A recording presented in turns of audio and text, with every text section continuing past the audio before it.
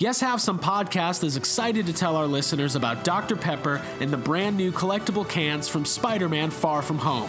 Collectors, it's time to make that decision. Are you going to drink these Dr. Peppers or are you going to leave them mint in package? Either way, you got to collect all 5 cans available now, including the new limited time flavor Dr. Pepper Dark Berry, featuring Mysterio. Get your hands on all 5 of the new Spider-Man Far From Home cans from Dr. Pepper, available at Walmart. I don't want to grow up. Do you want some? Jurassic Park, now playing at PS7. Ecto goggles with Ecto Bomber, Neutron Blaster, and Water Zapper, each sold separately. From the corner penthouse of Spook Central all the way to Star Killer Base, this is Yes Have Some podcast. Do I? Yes, have some. Yes, have some. You know, they told me you people were conceited douchebags. The only place in the multiverse where you can love the book, hate the movie, but still buy all the toys. I'm afraid you're just too darn loud. I'm not looking for a friend. I'm looking for a Jedi Master. What?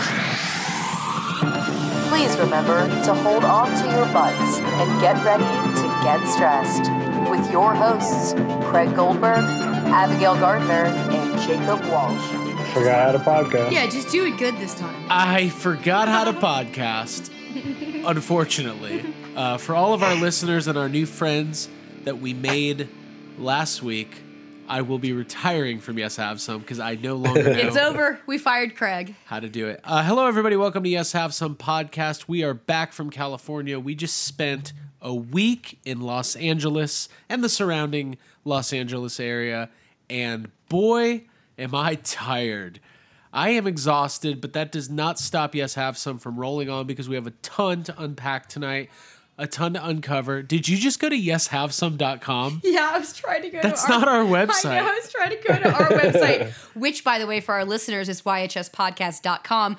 The yeshavesome.com just plays the clip from the movie. It has a picture of Vince Clortha. Yeah. So And we don't own it. It's not us. What I'm trying to do right now is go to our website so I can go to our Instagram and look at the photos to kind of remember some of the things we're going to talk about. Okay. That's what I'm doing. Well, let me introduce everybody. So we're back from Ghostbusters Fan Fest. It was an amazing week. Definitely one of the best weeks of my life. There was ups, there was downs, there was trials and tribulations, but through it all, I know I had an amazing time. Abigail Gardner, how are you doing? I'm kind of depressed, if I can just be totally honest. It started to hit me, I think, today. I have like an extra day off of work, so that's kind of nice. I've been able to kind of live through my memories on my phone and looking at videos that people have posted on Facebook, and kind of the same as when we get out of Dragon Con, where it's like you extend your vacation by like other people's photos and like catching things that you maybe didn't get pictures of. But yeah, I'm like at this point though, I realize that it's over. The thing we've been building up to for a long time is now behind us. I am literally like sad because I miss everybody, and it felt like kind of like a family vacation trip, and hold on, it was just really special. Jake, what do you? It sounds like Jake's packing up his. Are you going back to LA? I'm packing back are you up, packing again? and I'm getting out of here. Jake's Get like, the fuck out of here. Jake's moving to California. Jake, man, how are you doing today? I just talked to you for this. Like usually we talk throughout the day. But this is our first time chatting today, so this is all new to me. I'm very nervous. God, it's just what Abby was just saying. It's like depression almost, and it's like I went back to today was my first day back at work, and I walked in and the air conditioner was broken, so it was like 100 degrees in there, and it was just awful. I was just like, what the fuck am I? Can we start making money, please, so I can stop doing this? Hey, we have some Patreon. Hold on. We make some money, not enough money to... yeah, but I mean like enough to live, Craig. I need enough to live. Yeah. Well, if you... Listen, we could have had everybody fooled because I think anybody from the outside looking in, we walked around Fan Fest like a... talking to everybody. I felt like a politician. Shaking hands, yeah. I kissed a baby. I saw a couple babies, didn't kiss them. I went up and kissed a baby. I said, hi, I'm Craig from Yes Have Some. I will now kiss your baby. No, I'm right there with you guys, man. This was a great week. Fan Fest was... It's so crazy when you build up to something for so long and then you like live through it. Mm-hmm. Yeah. What I was really happy with is that I knew FanFest was going to be a good time. I knew that there was going to be some ups and downs, like I said earlier, but I tried not to let my expectations take me so far away that like I knew unless like shit seriously hit the fan, I knew I was going to have a good time. I want to recap everything. I want to recap the week, talk about the trip, talk about all the Ghostbusters related things. And then over the next week or two, we'll have more episodes because there's a lot going on. There's Ghostbusters 2020 news coming out. Yeah. The new Blu-ray just came out. The soundtrack just came out. There's a lot of Ghostbusters things happening, but I think everybody wants to know about FanFest. The people who were there, and God damn it, we met a lot of listeners. That was amazing. That was my favorite part of the weekend, was meeting so many cool people, and just meeting people who came up to us and said, hey, I love the show. Love you guys. Love what you do. It was really special. Not going to even attempt to start naming people because there was too many, but just know that that it was great, and especially to our new international friends, it was just really cool. It was really special. Yeah, 100%. I wish I could, just like you, Craig, remember everyone's name. I just put up a post on Instagram and I tried to tag people, but I know that there's so many more out there that I met that were just so nice. Literally, like, the people that listen to our podcast are all genuine, authentic, like, funny, good-natured people. And I really enjoyed mingling with them at our Doubletree, like, Thursday night event. It was really cool to meet people in person and hang out and get photos and realize that, like, everybody is just as nice as you want them to be. And, like, trading patches and getting to meet, like, GB Maximo. GB Max? I don't want to say it wrong. His name's Max. GB Max. What did you just call him? GB Massimo? That's not what you call him. GB Massimo, exclusively at Target. Target now. No, dude, that guy is super nice, and that was my first time, like, being in his actual presence, and he's, like, a big deal on Facebook, but I kind of understand why now, because he's, like, just takes the fandom very seriously and kind of, like, respects, you know, each person who's a part of the community in a way that, like, commemorates them and it makes you feel special, so it's really nice. Yeah, that was great. And also Naoki from Japan. He brought you a gift, didn't he, Jake? He did. Yeah, that was super cool. Like,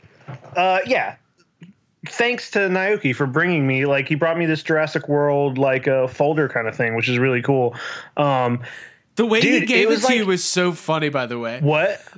Because I didn't realize he was coming to FanFest, and like just like Max, he's a longtime Ghostbusters fan. He's passionate, but like he lives in Japan, and like I didn't realize he was coming. So when we saw him in the hotel, and we kind of like said hi and shook hands, and he was very quiet at first. Yeah. And then he just reached into his bag and pulled out this folder. Just handed it to me. He just gives it to you. It was a really, I liked it. It was a good moment. Yeah, it was sort of like playing a game, trying to maybe guess and figure out who was who. Like, some of these people, it's like some people I could recognize by their face. Some people, would come up and say hello, say their name, and I'm like, oh, I know that name. Like, I see that name on Facebook all the time. So it was sort of like a little like, yes, have some guess who sort of. Yeah. It was fun. It was good. Yeah, I had a good time. So yeah, lots of cool people from all over the world. I guess I will give a couple more specific shout outs, but only to our international friends because they traveled so far. Andrew Bayless from Australia. He's been listening to a long time. Very cool guy. Finally got to meet him in person. Yeah, super nice dude. And then Sam Meredith and his crew from the UK. Simon Gray, a gentleman that we met and hung out with a little bit. And just a lot of really good guys. And then so we won't 2 hours of shout outs. Listen, it was great. FanFest was wild, but let's backtrack a little bit, and we're gonna be unpacking this for a couple of weeks. Yeah, that's how I feel. We've got content for like weeks at this point. We don't even have to try anymore. Roll out, yeah. But I will say major special shout out, last one, to our friends at the Interdimensional Crossrip podcast, Troy Benjamin and Chris Stewart. Spent a lot of time with those guys over the weekend. Stand-up gentlemen. Oh, yeah. And it was a big like podcast love affair. Yeah, I don't know. dude. I felt they're good total about it. Sweeties. Yeah, we had a great time having meals and hanging out. And At one point, Abby was wearing Troy's jacket and he had his arm around her, so I just walked away. I guess this is done. Dude, that's what happens when Ray Parker Jr.'s playing live. Yeah. You just had the best day Match- of your life. match Also, thanks made in for the heaven. jacket, Troy. I was cold.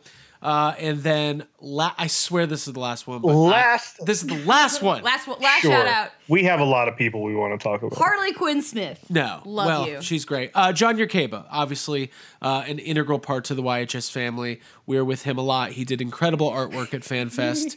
And just a great gentleman who did our filming. And this is my segue to the first part of our Ghostbusters adventure. Last Wednesday, there was a little bit of back and forth of when this was going to happen, but Eric Reich of Ghost Corps did the unthinkable. He unlocked the doors and let Yes Have Some into the building. They let us in. Nobody told him what he was in for. I'm not sure why he would do that. Like, I expected me to be like, Eric, can we come film at Ghost Corps? And I would just, Dude, no, I 100% thought that it was going to, like, they would be too busy or that the whole thing would get pushed back, but it was actually pushed forward, and we did it a day earlier, and Eric was like, we did it like 2 days earlier, didn't we? It was. I think it was my favorite thing that we did. It's definitely my favorite video that we've put up. I'll never forget being able to take that tour, and Eric was extremely cool, and so were all the employees inside Ghost Corps. Yeah, it's funny though because it wasn't really a tour; it was just us like kind of having free reign. Like we didn't get into Dan and Ivan's office, no, but that's okay. We went everywhere else, so. You can watch the video. It's on YouTube and Facebook that we put together. But I wanted to kind of have a little bit more of an in-depth conversation about that experience. So, first of all, going to a movie studio lot is a very cool experience, especially when you're not. It wasn't like a tour. Like we had guest passes and you park and then you're just on the lot. And it's a very unique experience. I don't know if anybody will ever have the opportunity to do that. If you do, I highly recommend it. Yeah, I also liked it because we were there kind of in the evening hours, so it felt kind of like going to Universal Studios for Halloween Horror Nights. Like, you usually, I imagine you'd take a tour there in the daytime, so it was kind of nice to be there when it was quieter and just a different time of day and get to hang out. I specifically like places that aren't crowded, so I really enjoyed being able to go and do that. Jake, we've all been to the Ghost Corps offices before, but this was obviously the most amount of time. I think we were there for like an hour and a half or something like that. Yeah. So like, what's your impression walking in at first? I mean, it's kind of like, it's sort of intimidating when you're walking in there because it's like, first of all, you walk in and you see all the like Ghostbuster like props and there's like the Kids' Choice Award and scripts and just like, there's everything in that glass case, but then also you have, a receptionist behind the desk. There's people in there doing their jobs. And it's like, I remember the first time I went in there, I was very like, oh, I'm not supposed to be in here. Yeah. But, That's because it was 3 a.m. and you were wearing a ski mask, but move on. But it was but this time it was a little different. It was very inviting. They knew we were coming. Eric met us and he just, immediately was like, hey, do whatever you guys want to do. Like he immediately was like showing us things. He was like, you guys can come in here. You can film in here. Just like tons of stuff. He was like showing us the goodies for Fan Fest ahead of time. It just seemed like, it just made me feel like we were the cool kids. It was like, whoa, okay. Finally. Yeah. It only took me 35 years. Exactly. Yeah, it's incredible. Like, so to me, it's still mind-blowing that there is an office in a building that's where Ghostbusters happens. Like, Ghostbusters is my favorite thing in the world. And there's a place where people like, I work. Where it's like business. Yeah. Yeah. And I love that. So just knowing that, like, that's where, like, as they're preparing for this new movie, as they're celebrating the 35th anniversary and doing all this planning, like, that is home base. Like, that is the pre-production office. That's where Ivan is. That's where Jason Reitman is. That's where Dan Aykroyd is. That's where they're doing casting and screen testing. We went into the conference room. We it was a really special experience. One of my favorite moments was, so Eric, for those who don't know, and I don't really know what his actual title is, but Eric is like, I call him the general manager of Ghostbusters. That's probably not his title. It's probably something much cooler and better than that. But he works at Ghost Corps. He started off as Ivan Reitman's assistant like 10 or 11 years ago. And now he's the head of all of the licensing for Ghostbusters products. He is basically extremely involved in all aspects of the property. And he's got a big office full of amazing stuff. He's got prints on the wall. He's got a lot of the prints from the 30th anniversary art show, and he just has tons of cool stuff. And we weren't allowed to film in there, and it wasn't for any other reason other than he was kind of like, hey, there's some stuff in here, some sensitive material, some documents, whatever, things that don't need to be out there or take the risk of, but which we totally understood. But we also, like, when he said that, like, I was like, well, I don't want to overstep my bounds and step into his office. But at one point, I don't know if you guys remember this, we weren't filming. And you just stepped in. No. The three of us were, like, doing that thing where, like, we're at the doorway of his office and all of our toes are, like, as close as you can get. Yeah. And we're all kind of, like... We're just looking at stuff, pointing things out. Yeah, we have our hands on the wall, kind of, like, leaning in, like, it doesn't count. I'm not actually in here. It doesn't count. Yeah. So it was special. And then, like, you see in the video, we got to see, they've got this closet full of, Ghostbusters, some new merchandise, some old stuff, some of the old promotional items, stuff that's been sent to them. And it was just cool. Like, it was just cool being in there, especially, like, in the couple days before Fan Fest, and even more than that, just knowing that they're actively working on pre-production for the new Ghostbusters movie for next year. It felt very special. Very, very true. I completely agree. That was probably the highlight. I don't know if that was I feel like every time I posted a picture from this trip was like, I was like, oh, this is my favorite picture. This was my favorite moment. But like everything was my favorite moment. But being behind the scenes was extremely special, and we love exclusive things, and it was an exclusive event for us. So yeah. But we have to talk about the Ecto one. Oh yeah. Yeah. I still can't believe that I was inside of it. Oh no, not that one. The one that was being painted. Oh, okay. I'm just kidding. They were doing some work on the new Ecto. From Answer the Call, they were like cleaning it up, which was fantastic, and it looked good. But we got to go inside of the actual Ecto one, and that was something that I've never been able to do. The last 2 times that I was on the Sony lot, I looked at it and was like, oh man, that'd be super cool to get in there, but there's so many people around me. Hold on. That was the most humble brag sentence I've ever heard. I've been on the Sony lot twice. The last 2 times I was on the Sony lot, the last 2 times they I was only let LA. me look at the Ecto one, and I said, Eric, I'm getting in this thing. It's mine now. I drove it home. That's not true. I didn't, but I got to go inside of it, and I was watching the video that we put up on YouTube and like taking screen grabs of like the shot of me sitting in the front seat with my hand on the steering wheel, and there were all those cool switches that I wanted to switch on and off. I absolutely enjoyed myself. It was really special. And then you guys actually got in, and the 3 of us got to sit in the car. And it was like a really cool moment. So I'm very grateful that we got to do that. I'll never forget it. Yeah. It's overwhelming, man. It really is. I know that Jake and I and Abigail all weekend, like when you're a fan of the franchise, when you're in this fandom, like it can be emotional. Like I was fighting off tears multiple times.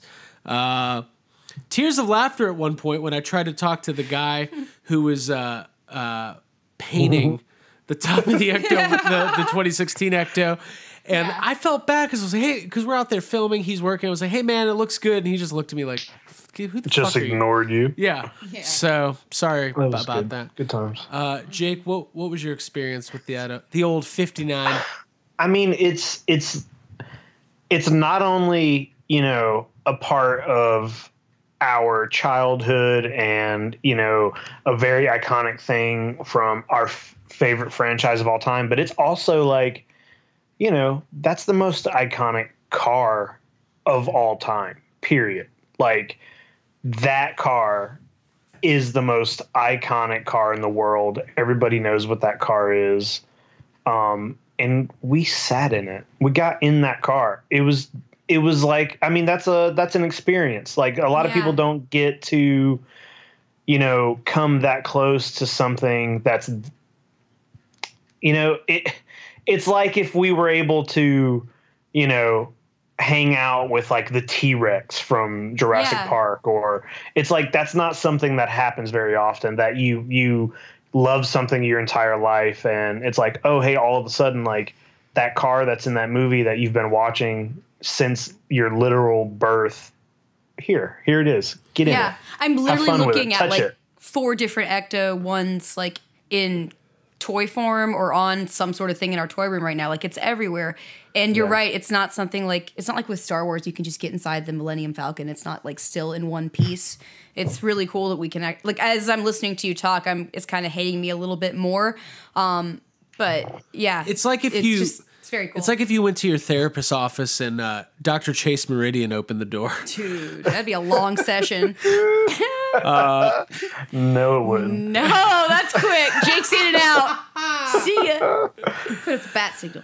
Do you have a thing for bats, Dr. Meridian? Okay. No. Jake, you guys are nailing it on the head, man. Like it's iconic. Like Jake said, it's a part of pop culture history. That it's the kind of thing that could be like in the Smithsonian. Like, it's amazing that they restored it and it's the original car, and that we were given the opportunity to sit in it, and it's just cool. Like it doesn't get any cool for us. That's like I say in the video, it's like a bucket list kind of thing, right? So you've been watching the movie your whole life. It's iconic when the Ecto is revealed for the first time and it comes flying out of the garage at the fire hall. It's ingrained in your brain. So to be able to take a picture of it and stand next to it, which a lot of people got to do at Fan Fest, which is amazing, is one thing. But when Eric got out the keys and he opened the door, it's like, oh, this is like another level. And I'm appreciative of it because I know for sure. It was very special. It's like on Christmas morning when like you find out there's another present that's like a hot and cold search you have to go for. And you're like, wait, I already got all this stuff. Now I get to go inside the Ecto. What if Eric did that? He's like, guys, I hid the keys at Ghost Corps. You're hot. You're cold. That would have been fun. That would have been fun. Yeah. Yeah. Hey, thanks to Eric. Because Eric. seriously, like, he's such a cool, nice dude. And that was, you know, he didn't have to do any of that. And he let us into HQ, you know, and he let us into the car, and like, that's just the coolest thing ever. So. Yeah, it was great. And a shout out to, we did meet some of the other Ghost Corps employees, didn't get everybody's name, but we did want to specifically mention Rachel because she was in the video. Yeah. There was a point where we were going to maybe interview her. When that was brought up, she kind of disappeared. She ran away. I get it. Yeah, I totally get it. But I think she's been there for a couple years, and she seems like a good sport, and obviously she's good at what she does because they only hire the best at Ghost Corps. Probably. Mm-hmm. I would if I worked there. I'd only hire the best. Mm-hmm. So yeah, big time. Thank you to Eric and Ghost Corps for letting us do our thing, and we hope everybody enjoyed that video. And it was wild because like that was just like kicking things off. Like we had already been in LA for a couple days,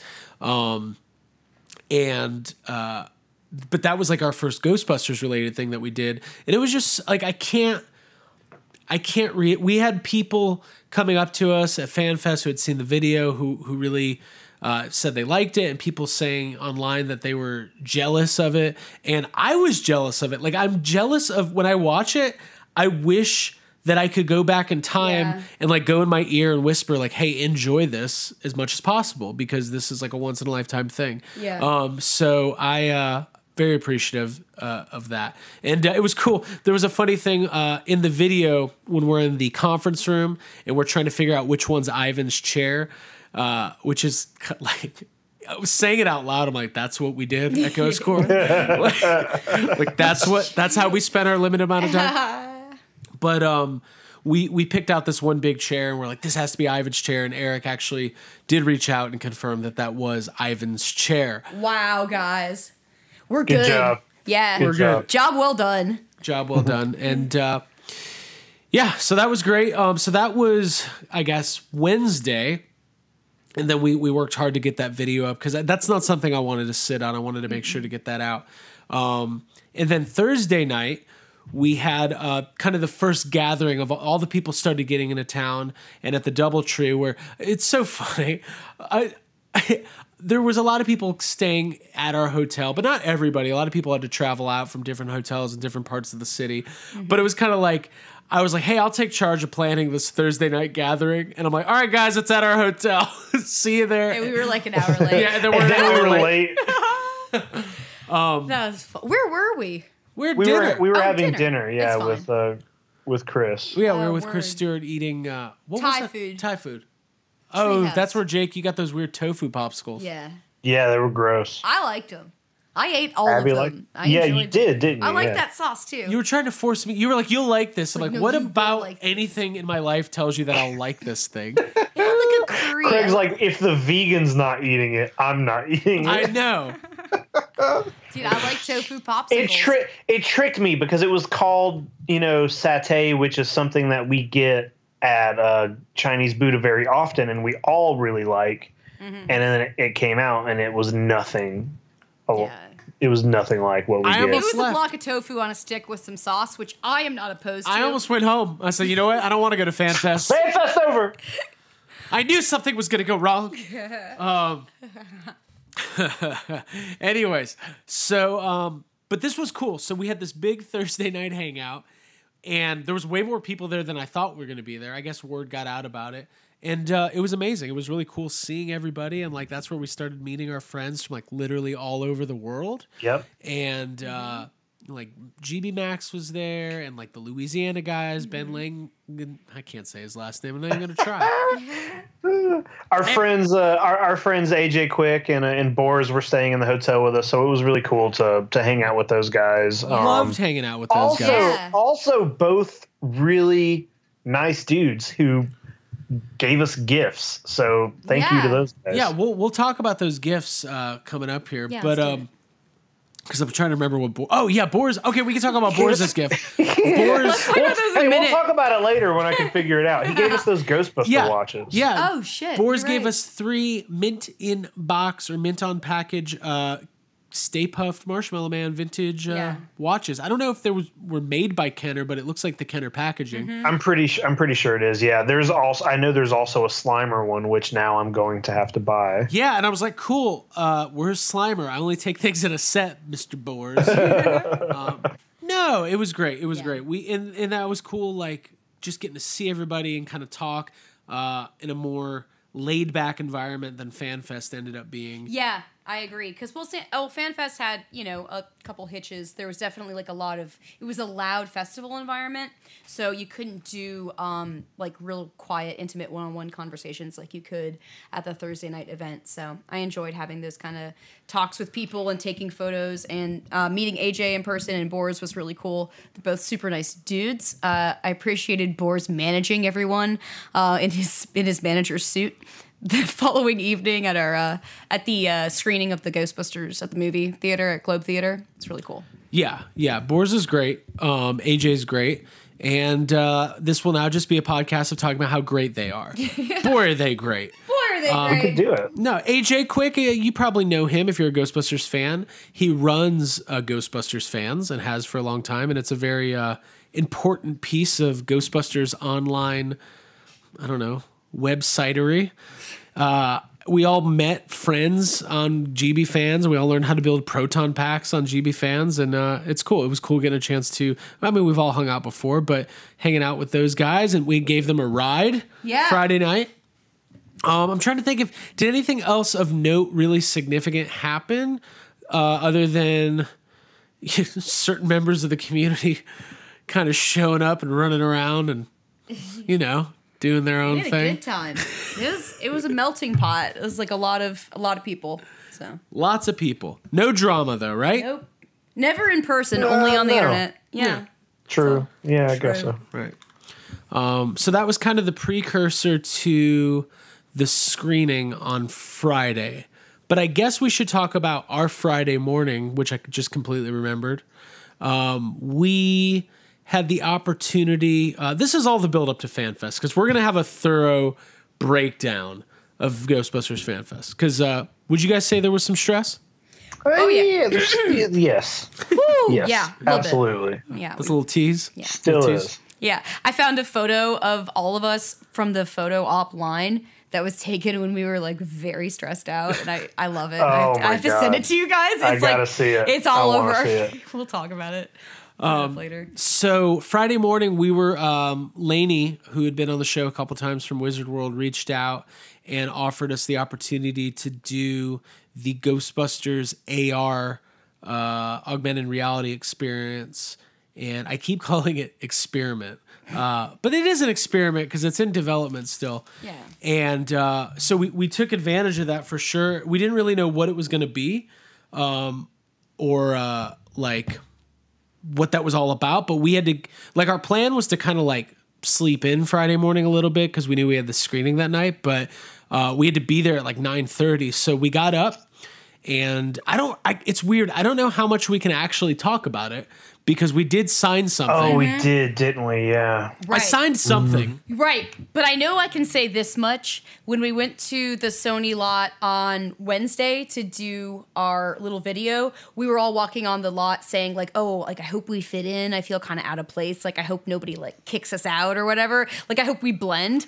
And then when we did the augmented reality experience and we walked out to do it, because we posted pictures, you were wearing like a uniform plus all this AR, whatever, VR headgear and this weird like head bonnet wrap thing. And it's like the three of us were walking out while all these people are like conducting business on the Sony lot. And at that point I was like, we definitely don't fit in. It was awesome. Yeah, I think what we can say is that Sony's testing out some new technology, augmented reality, very cool stuff. It was a really cool experience. Basically, when it starts off, like, you're working directly with like 5 or 6 members of Sony's research and development team who are not only helping you like learn how to play the game and the ins and outs of it, but they're also like taking feedback and making adjustments. And it's just we were basically like testing out technology that hasn't been perfected yet. Mm-hmm. But it was a lot of fun. And it was a really cool, hopefully I'm sure down the road we can talk about it like more in depth about what the actual experience was. Some similarities to the Void is a more all-encompassing VR experience. This is, I think, something that I don't think I would, let's see, I don't know if I would compare it to the Void. I would compare it to almost like a real life version of Ghostbusters World. Yeah, that's a good comparison because it's very similar, but you're wearing a headset and you've got you're holding props though, so there's like a proton pack and a trap, Right. And it's interactive and it's fun, and then so that was great. We had a great time doing it, and all of those people at Sony were like super nice and super helpful, and it was fun and funny. But what I want to talk about, what? No. I know what you're going to talk about.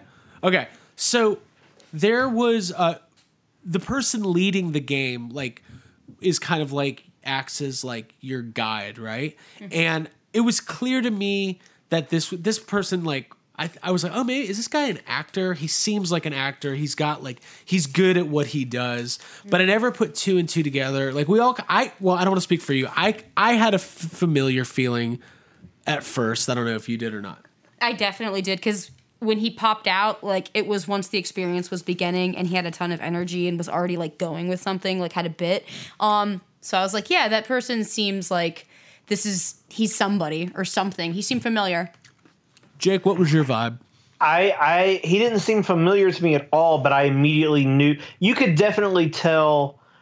So, like, the first group of people that we talked to who were helping us out and giving us the uniforms, like, you can tell that they are like developers and they knew, they're teaching, they're telling us about the technology. Mm-hmm. When this guy came out, you could immediately tell, like, okay, this guy is an actor who's paid to lead us through this storyline. Mm-hmm. And he was great at it and he was funny, but I never thought he looked familiar or realized who he was. Until we were eating lunch afterwards, like an hour later. And I think, was it Austin Young? Yeah. Yeah, I think it was Austin, yeah. We had posted our picture with the group. And he goes, is that Keith Coogan? And I went in my head, I was like, Keith Coogan, who the fuck is Keith? Oh my God, it's the brother from Don't Tell Mom the Babysitter's Dead. And I literally was like, it's so weird because like, that is one of my favorite like early 90s like dark comedies. Yeah. I mean, it's such a fun and weird movie. And he plays Kenny, the brother, the asshole. Christina Applegate's brother, yeah. Yeah. Who's like the famous scene where they're like, she tells him to do the dishes and he's like launching them. They're shooting him with a gun off the roof. And it's kind of like a coming of age movie for all those characters. Yeah, but like, I love that movie. I thought that guy was so cool when I was a kid because I was like, God, he's got a badass like Guns N' Roses poster in his room. He's so fucking cool. I thought he was cool as an adult when I saw that movie for the first time. I was like, that's a cool fucking kid. So, yeah, I thought that was... like, I felt dumb, though, because multiple people like on Instagram recognized him before we did. Yeah. And we were in his presence for an hour. Yeah. We were talking to him. Right. Well... You know, in our defense, though, we had a team of people observing us as we went through the experience. So there was like a lot going on with being in an augmented reality experience in the first place, and then having people like tracking your data and observing you and taking pictures. So there was a lot going on. You know, couldn't tell. It would have been really great if he was like, trap the ghost, and I was like, right on top of that, Rose. Yeah. But alas, that didn't happen. So that was a really cool experience, though, and we ended up running into him at Fan Fest, and I kind of fibbed a little bit. I was like, oh, dude, we totally knew who you were yesterday. We just didn't want to, like, ruin the experience. And he was like, oh, you guys could have said something. And in my head was like, I didn't know who you were. That's funny. So, but that was fun. Abby, any final thoughts on the AR stuff before we move on to the screening here? I really enjoyed myself. It was like another one of those kind of exclusive experiences for the three of us to do.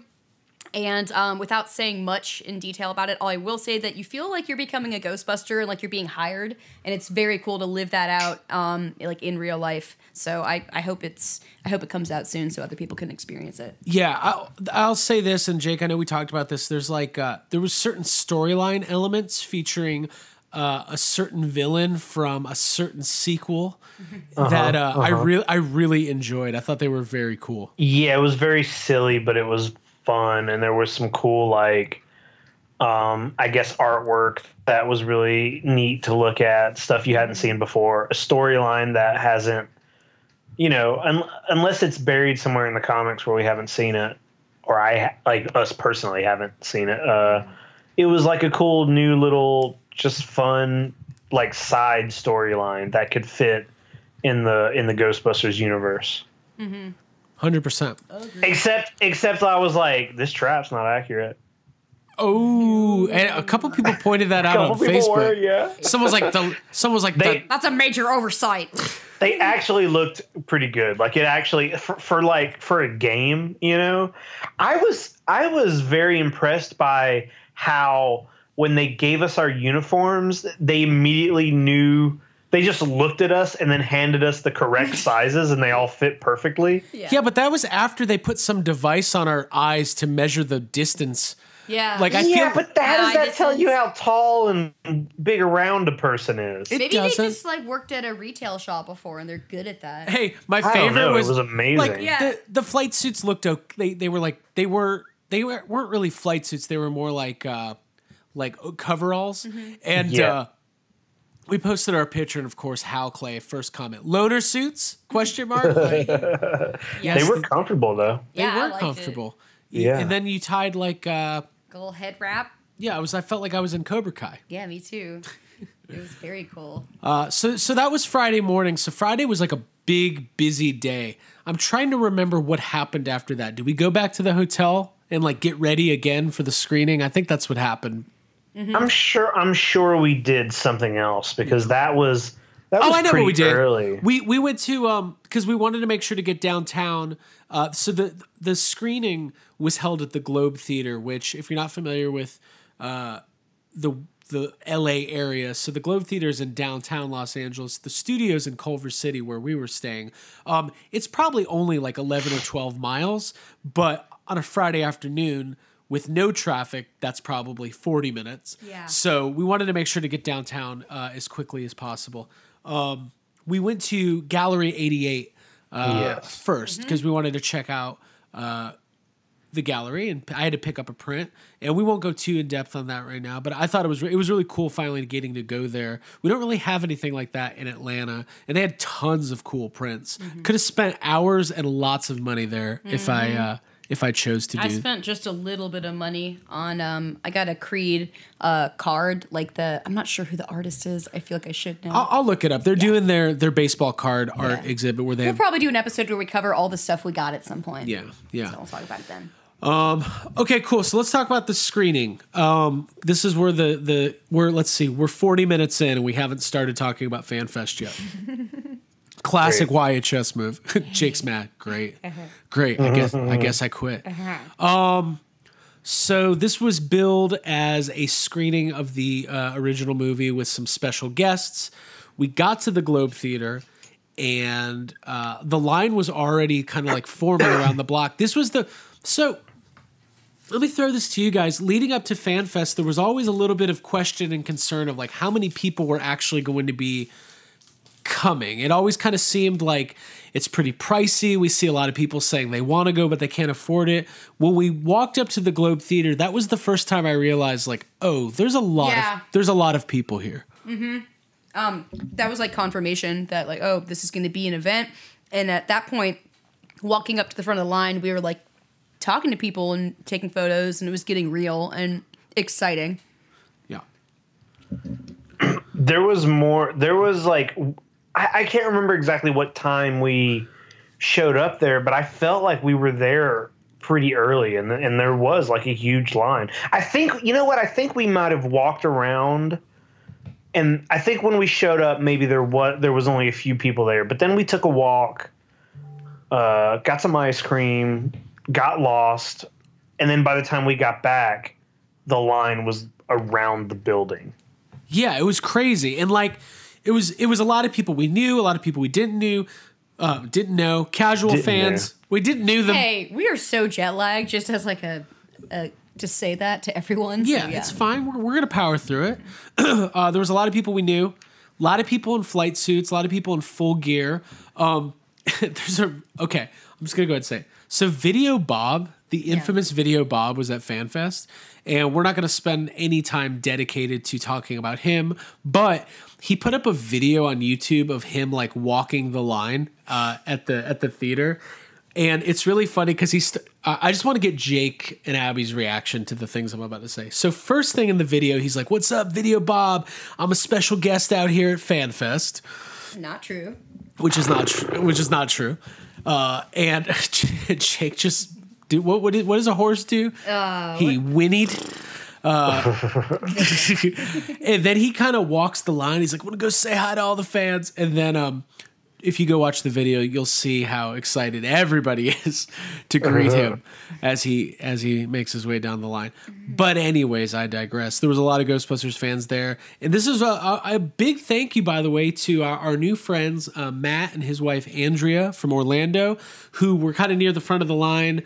And we talked. Super sweeties. Super sweet people. We talked to them, and we really hit it off. Mm-hmm. Matt bought us some drinks. So nice. I stressed with Andrea in the bathroom at one point, just about the weekend in general. Yeah, it was good. It was good. It was good meeting some new people. And Matt, they're both listeners of the show. So just wanted to make sure to mention that we really enjoyed getting to know you guys a little bit.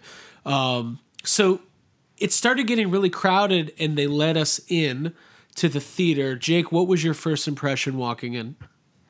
I think one of the first things I noticed walking in there is that there was like a big Ghostbusters logo up above the balcony that was just really cool looking. The screen just said Ghostbusters Fan Fest on it, and immediately I was like, okay, we need to figure out this seating situation, which this I guess was the first stress of the weekend, because there was no sort of, like we were class 10, and when they let us in, they didn't.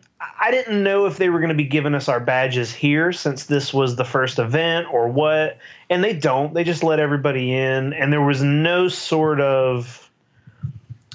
We were like, okay, is there like class 10 seating?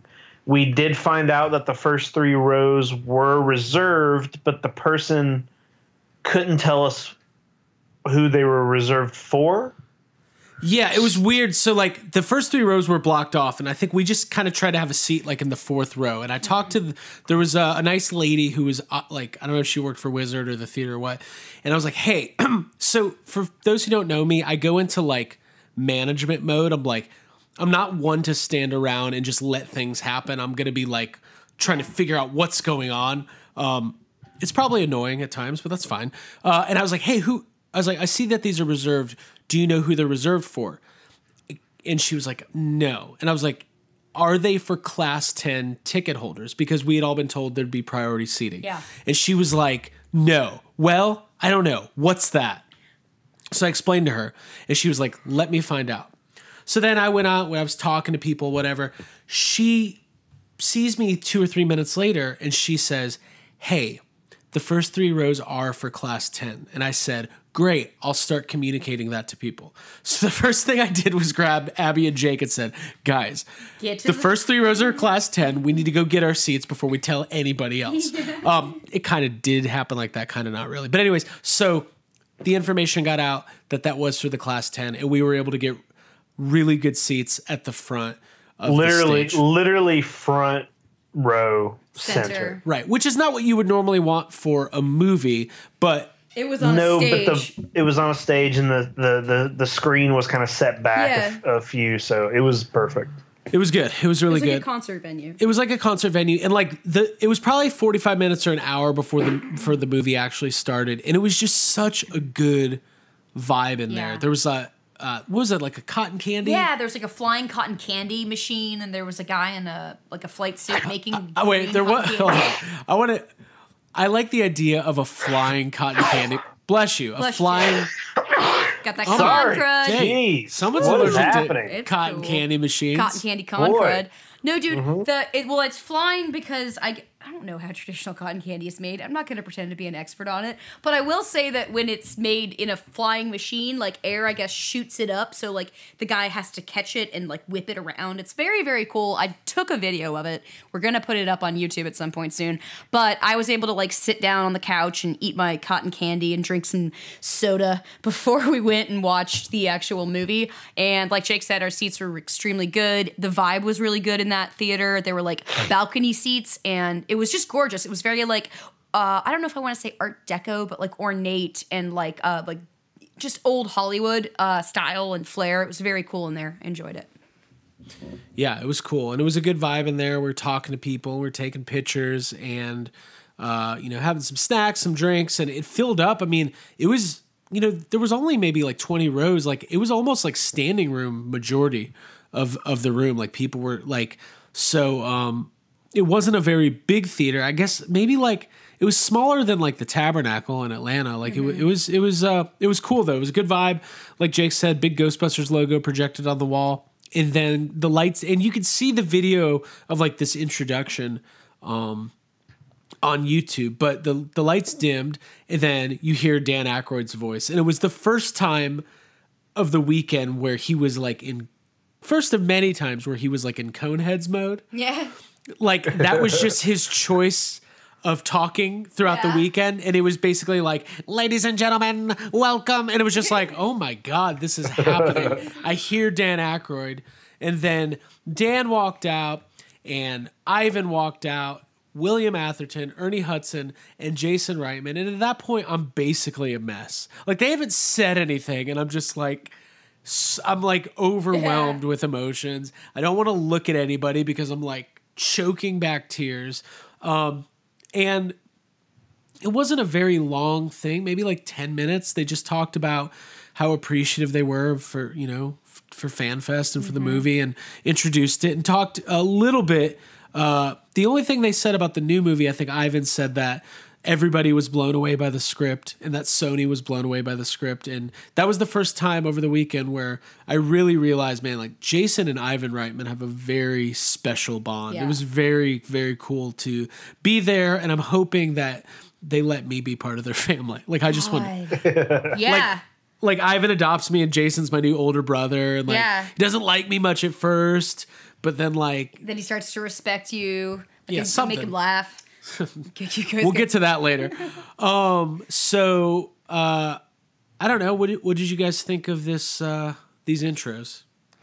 It was cool. I knew it was. We were sitting there waiting for it to start, and I saw William Atherton staring at the crowd through the curtains, and I was like, guys, William Atherton is here. He's right. It was very kind of ominous and scary because he was just staring. I was like, all right, that's cool. But as we found out throughout the weekend, that's not 100% out of character. Exactly. The many faces. That's his go-to. It was cool, man. Like you said, it was quick. Dan Aykroyd introduced everybody. Dan Aykroyd and Ivan Reitman and Jason Reitman are the only ones who spoke. William Atherton and Ernie Hudson just stood there. Dan Aykroyd had to read some copy to promote the new Blu-ray, which was weird. Like as if not everybody there knew about it or was receiving it through Fan Fest. Right. He's like talking. He's like, hold on, I got to do some business here. Don't forget to pick up the 35th anniversary Blu-ray. It's like, yeah, we know. Was there press there? Like, maybe? There was some press there. Okay, no. No. Not real press. Dan was just doing There his was thing. no press there. I liked it. Press. I thought it was good. And then I think Jason Reitman had the line of the night. Yeah, I filmed that. Yeah. I put it in my story. Well, he did the line. My dad says, or what is? God, now I'm gonna fuck. You know the totally line. ruin it. My dad Do thinks it. you guys are full of crap. Something like that. Something like that. Yeah. I just got so stressed. Says, God, see, you know what though? Jason Reitman screwed up a line too at one point. It's hard to get it completely accurate because you get stressed right before the moment of actually saying it, and then you go for and you fuck it up. Yeah. And then they played the movie. So like they played Ghostbusters. Oh no, that's not what happened actually. Mm-hmm. They played some of the special features off the Blu-ray. I know they played the GB2 teaser trailer, the unfinished teaser trailer. Yeah, and then they played the little video that they shot of Dan Aykroyd and Bill Murray to kind of pitch it to the studios or whatever. Yeah, the Show West reel. Both of those are great. We watched the Ghostbusters 2 unfinished teaser, which is basically the full version of the commercial from GB2 with the balloons and the hot beverage thermal mug and all that. And it's phenomenal. Like it's so amazing. Cool. It's very funny. It was very cool to watch that. Should have been in the movie. It should have been in the actual teaser. That should have been the actual teaser trailer. I agree. Watching all of their fake, and it's really good. It looks like HD quality. Like looking at everybody's facial expressions as they're like, you could tell they're purposefully like being bad actors, which is like the one part where Ernie's got the proton wand like on the ghost's face and it's just pushing it back and forth like in a weird dancing motion. It hits Egon in the face. That's like that was my favorite, honestly, my favorite thing that we saw. Cause like we've seen the movie before, but it was cool to get to see that like all together. Oh, we got to talk about the movie though. Yeah. So Can we talk about the guy that filmed the movie on his knees in front of us the entire time on the stage? That's what I want to talk about. So they screened the movie and they did like lights and sounds with the movie, and it was almost like a Rocky Horror thing, like people just shouting out the lines. It was definitely the entire movie. Yeah. Mm-hmm. There was like a 5-year-old boy behind me who knew every line of the movie, and at one point I turned around and I just congratulated him. I was like, "You know it all." You did it. I think you shook his hand at the end of the show. I did. Yeah. I was like, "Nice to meet you, sir." But there was a guy. I don't know who this guy was. I'm sure he's a great guy, lovely guy. What a guy. Jake, you describe it. You had a really good. I don't know. You talk about this. You talk about it in case it sounds bad. He sat at the stage the entire with his arms on the stage on his knees, and I just don't understand how anybody could sit like that for that long. It was hurting me to see him sit in such an uncomfortable looking position for an entire movie. Mm-hmm. I mean, yeah, and that's not the worst part though. He's on his knees for an hour and 40 minutes. Yeah. With his arms on the stage looking up at the screen, but he's also filming the movie on a GoPro. He probably only filmed like half an hour because the parts where the lights that's about what GoPro batteries last. Yeah. But yeah. Why would he do that? Dude, they were extra special effects. I'm sure He really wanted to see it. Dude, he wanted to watch it later on. I respect him and his circulation because I couldn't crouch. He's like, I'm not buying that Blu-ray. I'm filming it right here. Yeah, I don't know. It was crazy. Yeah, you see a lot of fandom and different types. Yeah, it was great. Respect to him. If you're out there and listening, please call us and we want to hear you. You're a new friend of the podcast, Knees. Yeah. Absolutely. That's his name. Yeah, we'll get him Knees. some knee pads. Yeah, we want to buy you some knee pads for your next movie-going experience. Respect. Anyways. Yeah. So that was the screening, and then there wasn't anything. Once it was done, it was done. And then we all went out to get food. I mean, it was kind of an earlier night. I mean, I'm glad it was because Fan Fest was such a long day. But overall, like at that point, I was really like, I was feeling pretty good. Like I liked watching the movie in that environment. I thought it was really cool. I think it might have been a little bit better if we got to see it like, I don't know, like one of the Sony theaters with like state of the art sound or whatever. Yeah. But it was a cool vibe. I was at that point, I was like, wow, this turned out even a little bit better than I was expecting. There's a lot of people here. Yeah. I was feeling pretty good at that point. I was too. I was like, well, this is going to be smooth sailing. Everybody who was worried about FanFest because there wasn't a schedule or a lot of details coming out before, I felt like, oh, I guess we were all wrong. But that's the thing. The schedule came out during the movie. Oh, yeah. It came out right in the middle of the movie. Everybody literally was like, we just got the schedule! Let's podcast! It was like a Deep Impact when everybody gets the notification of Ellie. It's like everybody's texts are going off. Extinction level event. So yeah, the schedule and like the autograph schedule all kind of went up during the movie. So it was kind of a mad dash to try to figure out those details.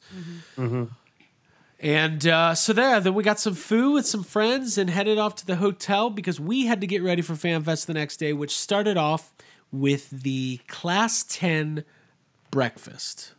All right, here we go. We are now 56 minutes in. Oh boy. We can start talking about FanFest now. All right. This is what the people want. Yeah. It's a breakdown. I need it. It's a review. I got to get it all out. Got to get it all out. Yeah. Next week on YHS. Just kidding. That would be so shitty. So the breakfast was part of the Class 10 package. It was part of the deal. There's going to be breakfast with talent. We didn't know anything else other than there's going to be some people there.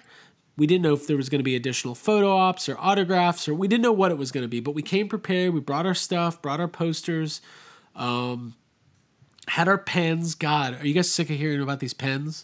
Yeah.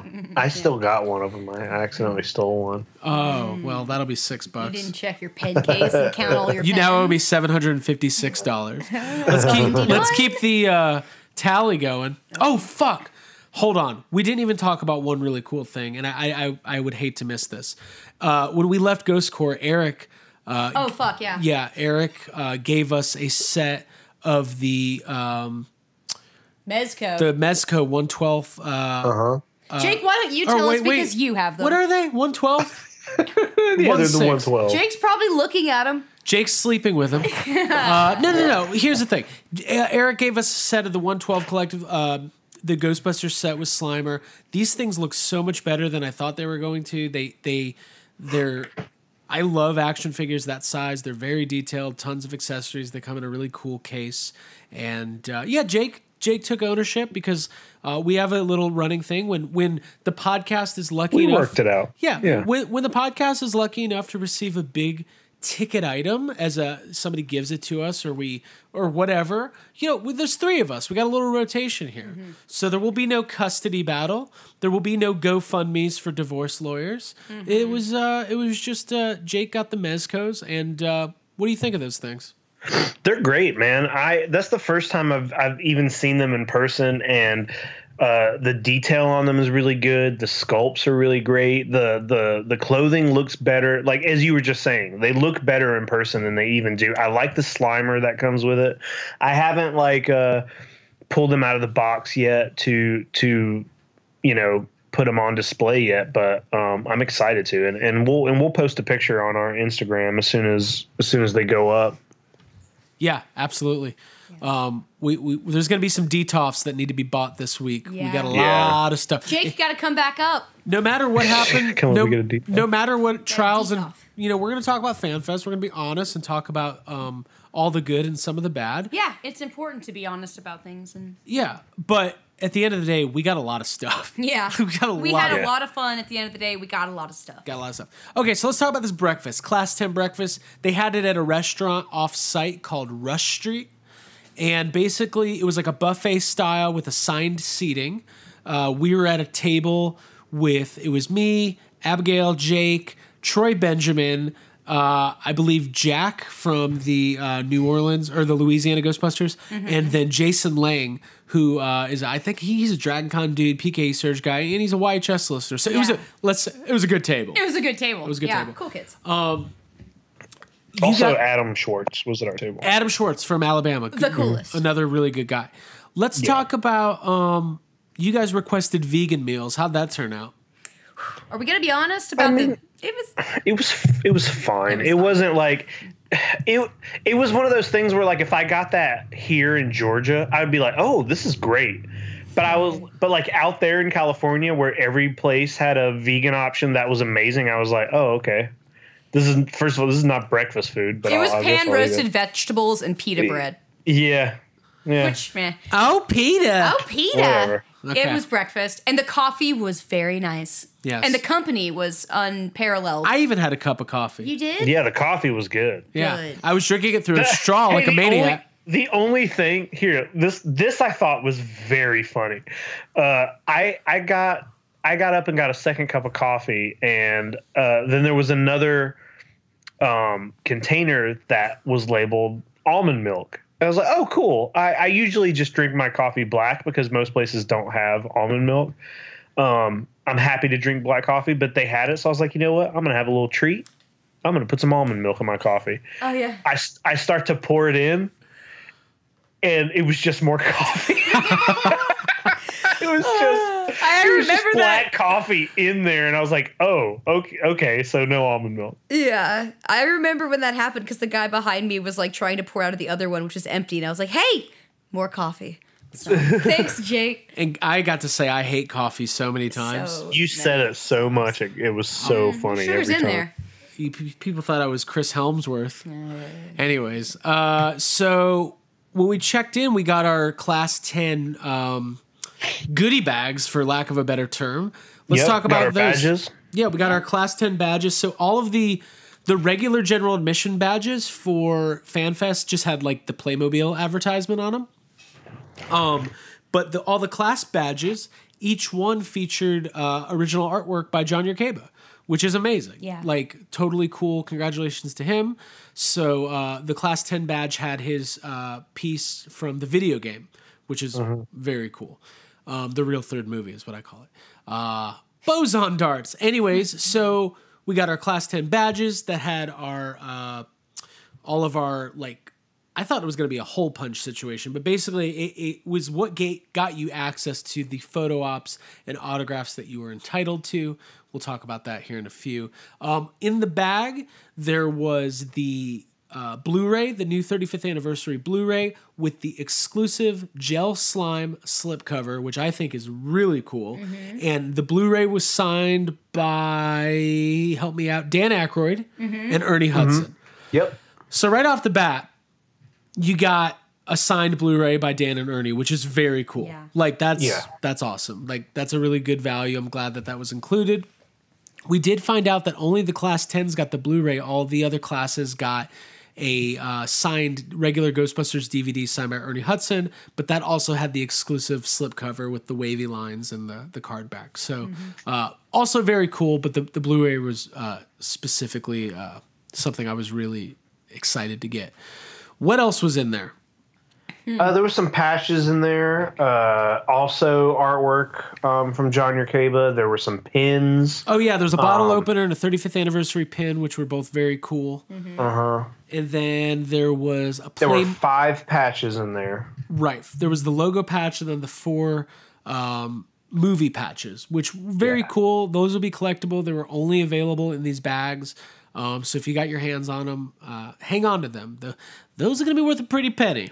And then there was a Playmobil figure, which, Jake, I think I gave you mine. And yes. Because I already had those. I already had the Ghostbusters 2 Playmobil figures. So that was cool.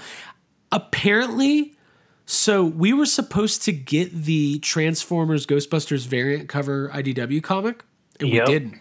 We did not get it. Those were supposed to be in our bags. We also found out that Wizard World doesn't know what a lithograph is. Yeah. Because there was no lithograph in the bag. Yeah, there were 2 prints. There was 2 prints. They're both great. Like Which are both great, yeah. Tim for Laddie, sure. who's an IDW cover artist, did one that's really, really cool. It's got a bunch of like old... It's like an old living room with like Kenner toys and all sorts of little Easter eggs. A bunch of references to all the different Ghostbusters. And then John, which was supposed to be the lithograph, which was just another print, John Yerkeba's artwork was featured on there. Now, Jake, what is a lithograph?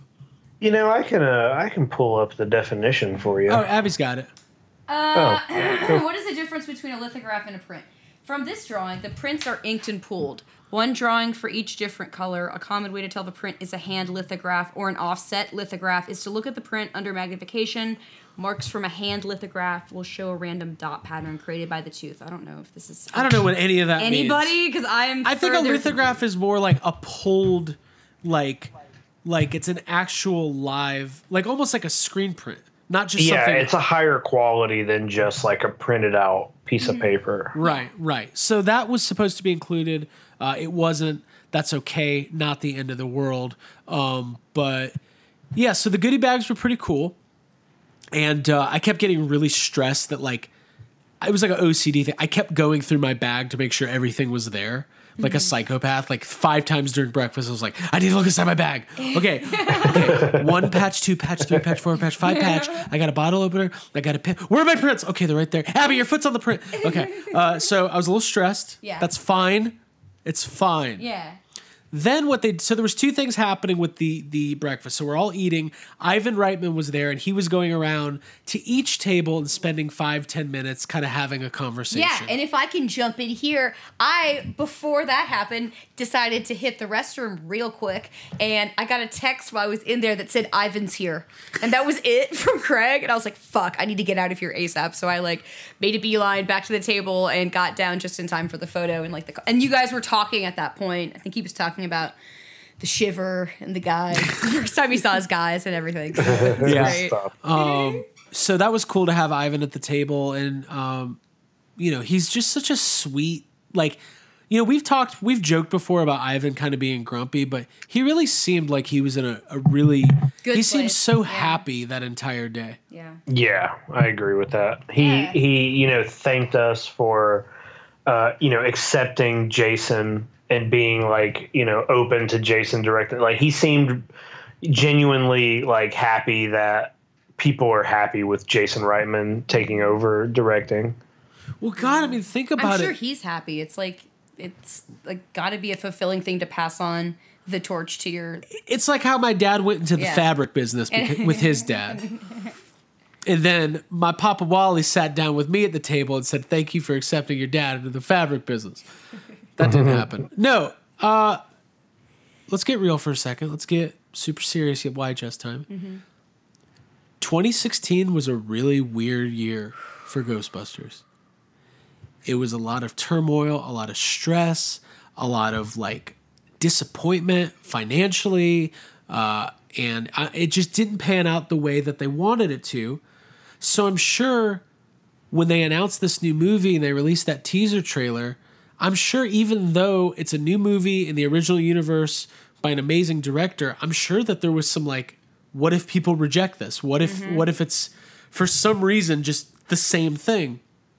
And it's not. So I'm sure it's a very fulfilling and satisfying and relieving experience for Ivan Reitman and everybody at Ghost Corps to know how much support they have out the gate for this project. Yes, and it was a relieving experience, I think, for the three of us and for me to be there and to watch the two of them, Ivan and Jason, talking on stage and just interacting throughout the weekend, because there seems to be like a love and an understanding that makes me feel like this is going to be an extremely special film. It gives me confidence. The fact that the script has been mentioned so many times, the fact that there is a full script and that it's something they're going to reference when they make the movie. I'm so excited about that. Whatever do you mean? I don't need to talk shit, but I will say that Jason Reitman God, did he ever win me over this weekend. I don't even know if we're going to get into the selfie photo we're getting story yet, but like he's a stand-up, awesome, authentic, genuine dude, and I am so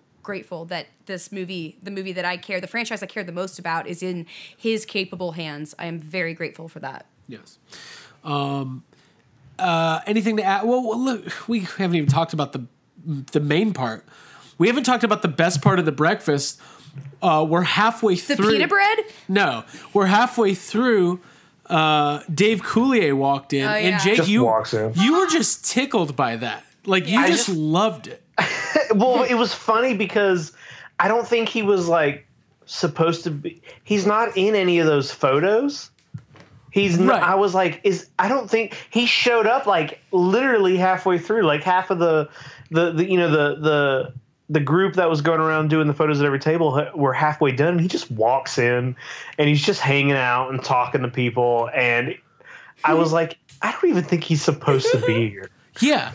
It was really funny though. Yeah. Because it's Joey Gladstone. Like, I get it. He did the voice of Peter Venkman after Lorenzo Music. Great. Love it. Perfect. Welcome to the community. Love being a fan. You are fucking Joey Gladstone. You are Bullwinkle. You are Popeye. And sometimes you're even a little bit of Bill Murray. And that's fine. You are not, though. But I am not. Sometimes.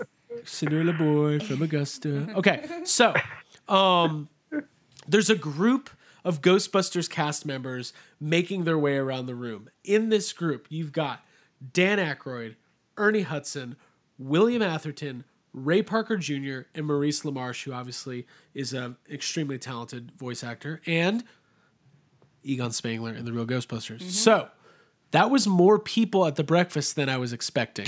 I thought it was just going to be Dan and Ivan. But it was weird. I thought that too, but they're being shuffled along as a group of, like, I never thought there would be a moment where I saw these 5 or 6 people together. Be shuffling around in between these tables. And I realized right off the bat, as I like to say, that Dan Aykroyd cannot be wrangled. Dan will not be moved. He cannot be told what to do. He cannot be contained. If he has chosen to have a long conversation with a child, he's going to do it. There was multiple times where people were trying to get his attention and he was just not acknowledging. One of those moments was Jack, I think his last, Jack Dupey or Dupay, sorry if I say your last name wrong, from Louisiana. They had the Phoenix pack, which is people know about that proton pack in the Ghostbusters community. It's very cool. It's chromed out. It's got a really cool venting action. And he was trying to show it to Dan. And he was like, Dan, I want to show you the pack. I want to show you the venting. He's like, let's take a picture. And he goes, oh, you got to check out the venting. He goes, let's take a picture. And no matter what he said, Dan Aykroyd was not going to look at the venting on this pack. Yeah, he did not. He just wanted the picture. He was like, bring it by the office or something like that. Yeah. Oh, here's my favorite moment. So at one point, they're getting ready to do the picture at the table behind us, which means that all 5 of them are standing directly behind me. Yeah. So I'm talking to Ernie Hudson. I'm joking with Ray Parker. Also in my head, I have there's video of this. I probably was just sitting there in silence. But at one point, I'm overhearing Dan and William Atherton talking. They're like talking business. Yeah. And I hear, and I don't know what the conversation was, but I just hear Dan go, "Look, man, look. Get back to the office. We'll hang out for a while. We'll take care of business." And I was just like, "What are they talking about?" I don't. After seeing William Atherton all day, who knows what? Yeah, I think I might know what kind of business they were taking care of back at the office. Yeah, I don't know. We gotta get this guy some Twizzlers. I don't know. But it was. I don't know. I don't even know what to say about it other than like we took a picture with everybody. We got some really good candid shots.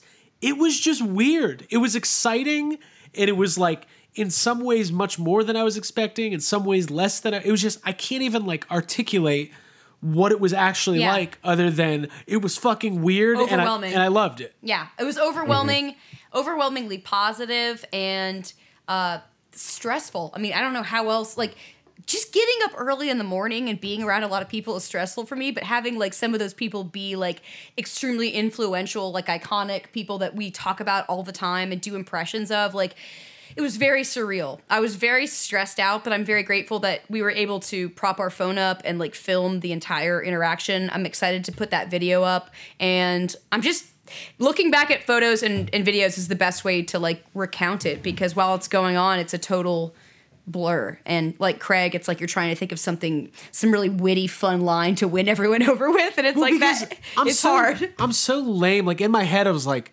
Craig, whatever you do, don't tell Dan that you were at Ghost Corps the other day. He doesn't care. And I didn't. But I felt it in my head. I was like, oh, here's my in. I'll be like, oh, yeah.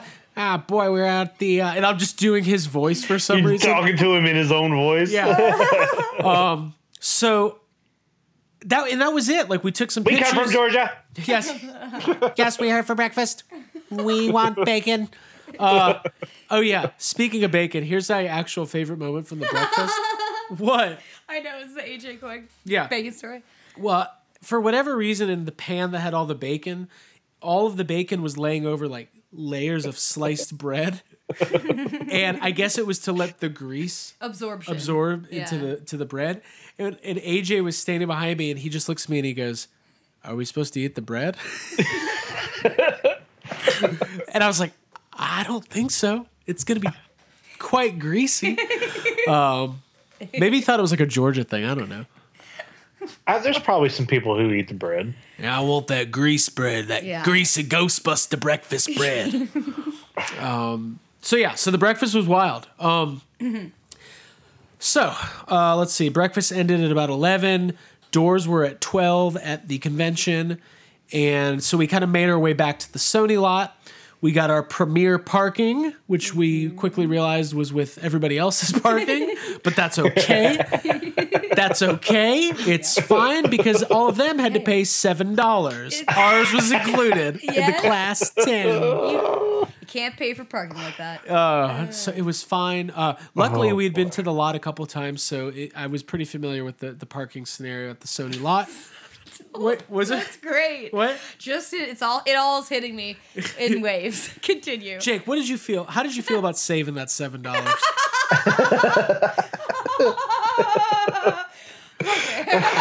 This is totally worth it. Hey, it was also like one level down than the visitor parking, so it was one small flight of stairs less than we had to walk the other two times. And I haven't even told you, when we got there, I heard like the loud Ghostbusters music, like with like good bass. I was like, whoa, the party's already getting started, man. This is great. And then I realized it was the car next to us playing it. I was like, God damn it.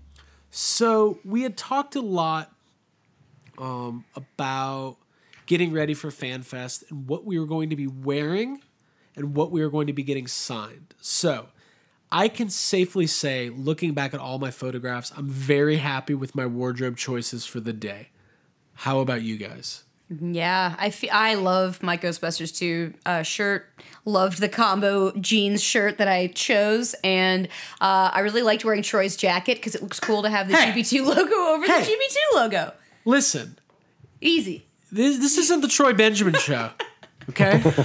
I liked my outfit, and I liked my photos, and I liked my autograph choices too. Shout out to AJ Quick for the Ecto 1A license plate that I got signed by Ernie Hudson, Dan Aykroyd, and Ivan Reitman. I'd like to get Bill Murray on there, but yeah, I had a great time interacting with everybody. That like the autograph sessions. What are you doing here? You are skipping so far ahead. I'm sorry. I asked you if you liked your T-shirt. I liked my T-shirt. Sorry, Jake. Did you like your T-shirt? I did like my T-shirt. I also wore the Ghostbusters T-shirt, and I was happy with it. You know who else really liked our T-shirts? Who? I remember.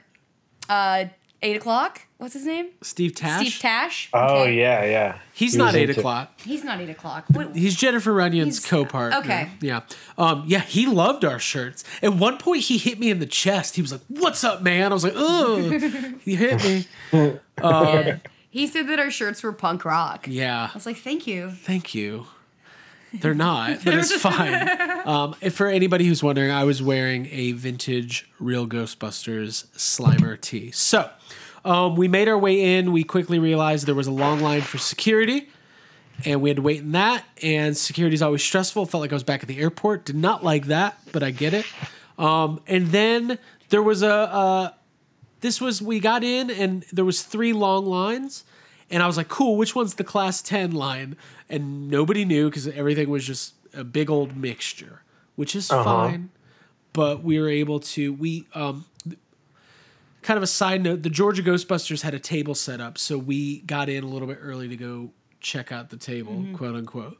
Well, I'm just saying. Dude, did we spend all weekend just skipping lines? Yeah. No. Yes. Listen. I think we did. Dude, here's the thing. Friends. You know how Thank you know how they say like, big shots or celebrities, they never pay for a drink?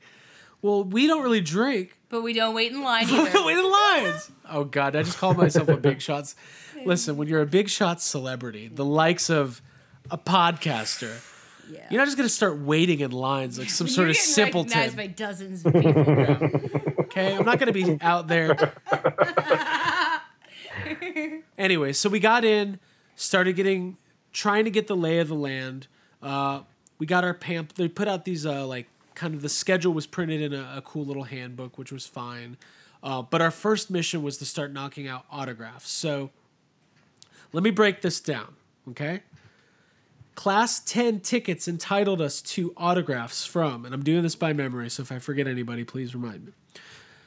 Ernie Hudson, Dan Aykroyd, Ivan Reitman, Ray Parker Jr., Paul Feig, Maurice LaMarche, and Dave Coulier. I think that was the 7. Yes, I think so. It came with 5 photo ops. Jason and Ivan duel, the 84 cast members, William Atherton was the other autograph. The 84 cast members, and then the Real Ghostbusters duel, and then Ray Parker Jr. and Paul Feig. So we had the thing about this event, and I'll throw to you guys. We go to a lot of cons. 12 to 8 is not very long. That's just like most cons open at 9 or 10 in the morning and they go to maybe like 8 or 9. So like we knew there's a lot going on. In a condensed period of time. In a condensed period of time. There was a lot more people there than I was expecting. And it became kind of apparent early on that there was some levels of chaos, especially in the autograph areas. There was going to be some like concessions made and like having to understand that you can't be everywhere at once, and that was kind of a hard thing to accept, to be honest, when we were in line for the photo ops. Yeah. And it was like, oh, well, we can't possibly bounce from this back to the other thing we have to get to and do everything else in between. Well, I think it would have been possible. Yeah? I think it would have been possible if it was run like literally every other convention in the world is run, where if you go, if you're at DragonCon or Spooky Empire or MegaCon or whatever, there's the regular line, and then there's a VIP line. And if you have the VIP pass or the Class 10 or whatever, you walk into that line, and they stop the regular line, and they let those people go first. Class 10 was a $1,500 ticket. There should have been a VIP line for every single autograph line. And if there was, we know that there were only, 125 Class 10 people? Something like that, yeah. If they would have had the line set up like literally every other convention in the goddamn world, we would have been able to get all of our autographs and still do other things because we wouldn't have been waiting in lines. But we didn't have that opportunity. There was once or twice where someone was like, "Oh, they're Class 10, let's move them forward." But then most of the time, we were just waiting in the same line as everybody else behind everybody else. So, and I think the thing that really worked against it was that none of the big, like Ernie Hudson, William Atherton, like the class package guests, they were not taking money at their tables. They were just signing for people who had class packages. Yeah. The problem was nobody was checking anything. So not only people were getting in line and getting autographs that hadn't paid for them, which, listen, if you did that and you got one, more power to you. Yeah, well, I don't even disrespect that. Yeah, but I understand. Not only that, but there was people getting 4 and 5 and 6 things signed. Yeah. And because there wasn't enough handlers to kind of like move things along, it created, especially in the main autograph room, specifically, I'll put it this way, if they would have moved Ernie Hudson to a different space, because he ended up being one of the more popular guests there, but his line crowded up that entire room because all of the other guests, like the tier 1 guests, who were great guests, like Violet Ramis, Robin Shelby, Slavizia Jovan, who played Gozer, Jennifer Runyon, Billy Bryan, all these people, there was no line for any of them because you had to actually pay money. Like maybe 2 or 3 people, we were knocking those out like crazy. But because the Ernie Hudson, William Atherton, those bigger guests were clogging it up, it just made the whole experience overwhelming. And because once we got in line for Ernie Hudson, like we were just jumping out of line, like when we could to like knock out other autographs. Yeah. But it was so hot in there. It was hot. It was chaotic. There were a lot of people. There was not a lot of water, just being honest. There was no water. Yeah. There was at no one water point, I was stations. like pushed up against a clear glass door, just like looking into an area that was closed off. And I was like, oh my God, I wish I could be over there just to have like some personal space. Because it kind of takes away from the fun of interacting with these famous people that you've wanted to meet for a long time. To feel like very stressed out in that situation and like confused, conflicted, and yeah, there was definitely some stress that was very real inside of that autograph room. I was so overwhelmed at first. Like Joe Medjuk, who's the producer of Ghostbusters, you've seen him a lot. He's on the commentaries. He was just sitting there with nobody, and he was signing for free, and I was just like, I just need to remove myself from this building because it's hot, and it's getting close to that time where we need to get over to the photo op area for these photo ops. So I would say our first 45 minutes there were pretty stressful. Intense, like real YHS intense. Stress. Yeah. We did knock out some of the autographs that we needed. But I don't know, Jake, what are your feelings on that first hour? Yeah, the same. It was stressful. We, like you just said, we did get in there and we did knock out a good number of autographs pretty quickly. But it was after that I feel like the bigger stress happened when we got to the photo op room, because there were so we how many photo ops came with Class 10? It was 5 total. 5 or 6. Yeah. Okay. So 2 of them were about to happen at was it 1:15? Yes. And then there were going to be another 2 at like 2:15. But we got in there and we waited for 45 minutes. Like it was 2:00 before Ivan Reitman showed up, and I think I found out why, by the way. Oh, well, let's hear it. So I think I want to make something really clear. This event happened on the Sony lot, and it was run in affiliation with Ghost Corps. But at the end of the day, this was a Wizard World event. They did all of the scheduling and all of the booking. And I, as somebody who's very familiar with project management, and I had conversations with other people about this today, I don't want to name them, but you have to build in contingencies. You can't just say... hope for the best, and that's plan A. Well, that. But if you have Ivan Reitman scheduled to be at the breakfast from 9 to 11, and then you have him doing autographs from 12 to 1, and then you have him doing photo ops from 1 to 2, you're not building in any time to allow for, breaks, for food, for like Ivan Reitman should not have been signing autographs after breakfast. He should have done the breakfast and then had time, because he's an older dude. He's like 70 years old. He should have had time to relax and recover to gear up for the photo ops. Every human being deserves that. Like, I'm not an old dude, but I felt exhausted after the breakfast too. Yeah. So I understand. So from what I can gather, Ivan was caught up in a very long autograph line prior to the photo ops, which delayed. So what happened was at 1:15 was supposed to be the Jason Reitman, Ivan Reitman dual photo op. And then at 2 o'clock was going to be the Ghostbusters 1984 cast member photo op. They upgraded everybody from class 1 all the way to class 10 to receive the dual photo op, which I thought was a really cool move.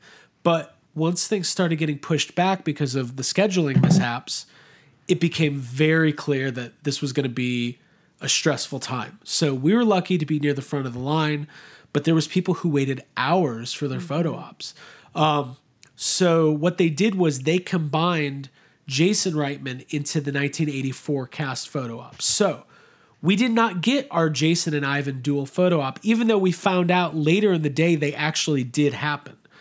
But there was no way to communicate that because there was no, besides Kato Kalin, yelling through a microphone, we just missed out on, whenever that dual photo happened, we just missed out on it. But, so we waited in line. It was a little stressful.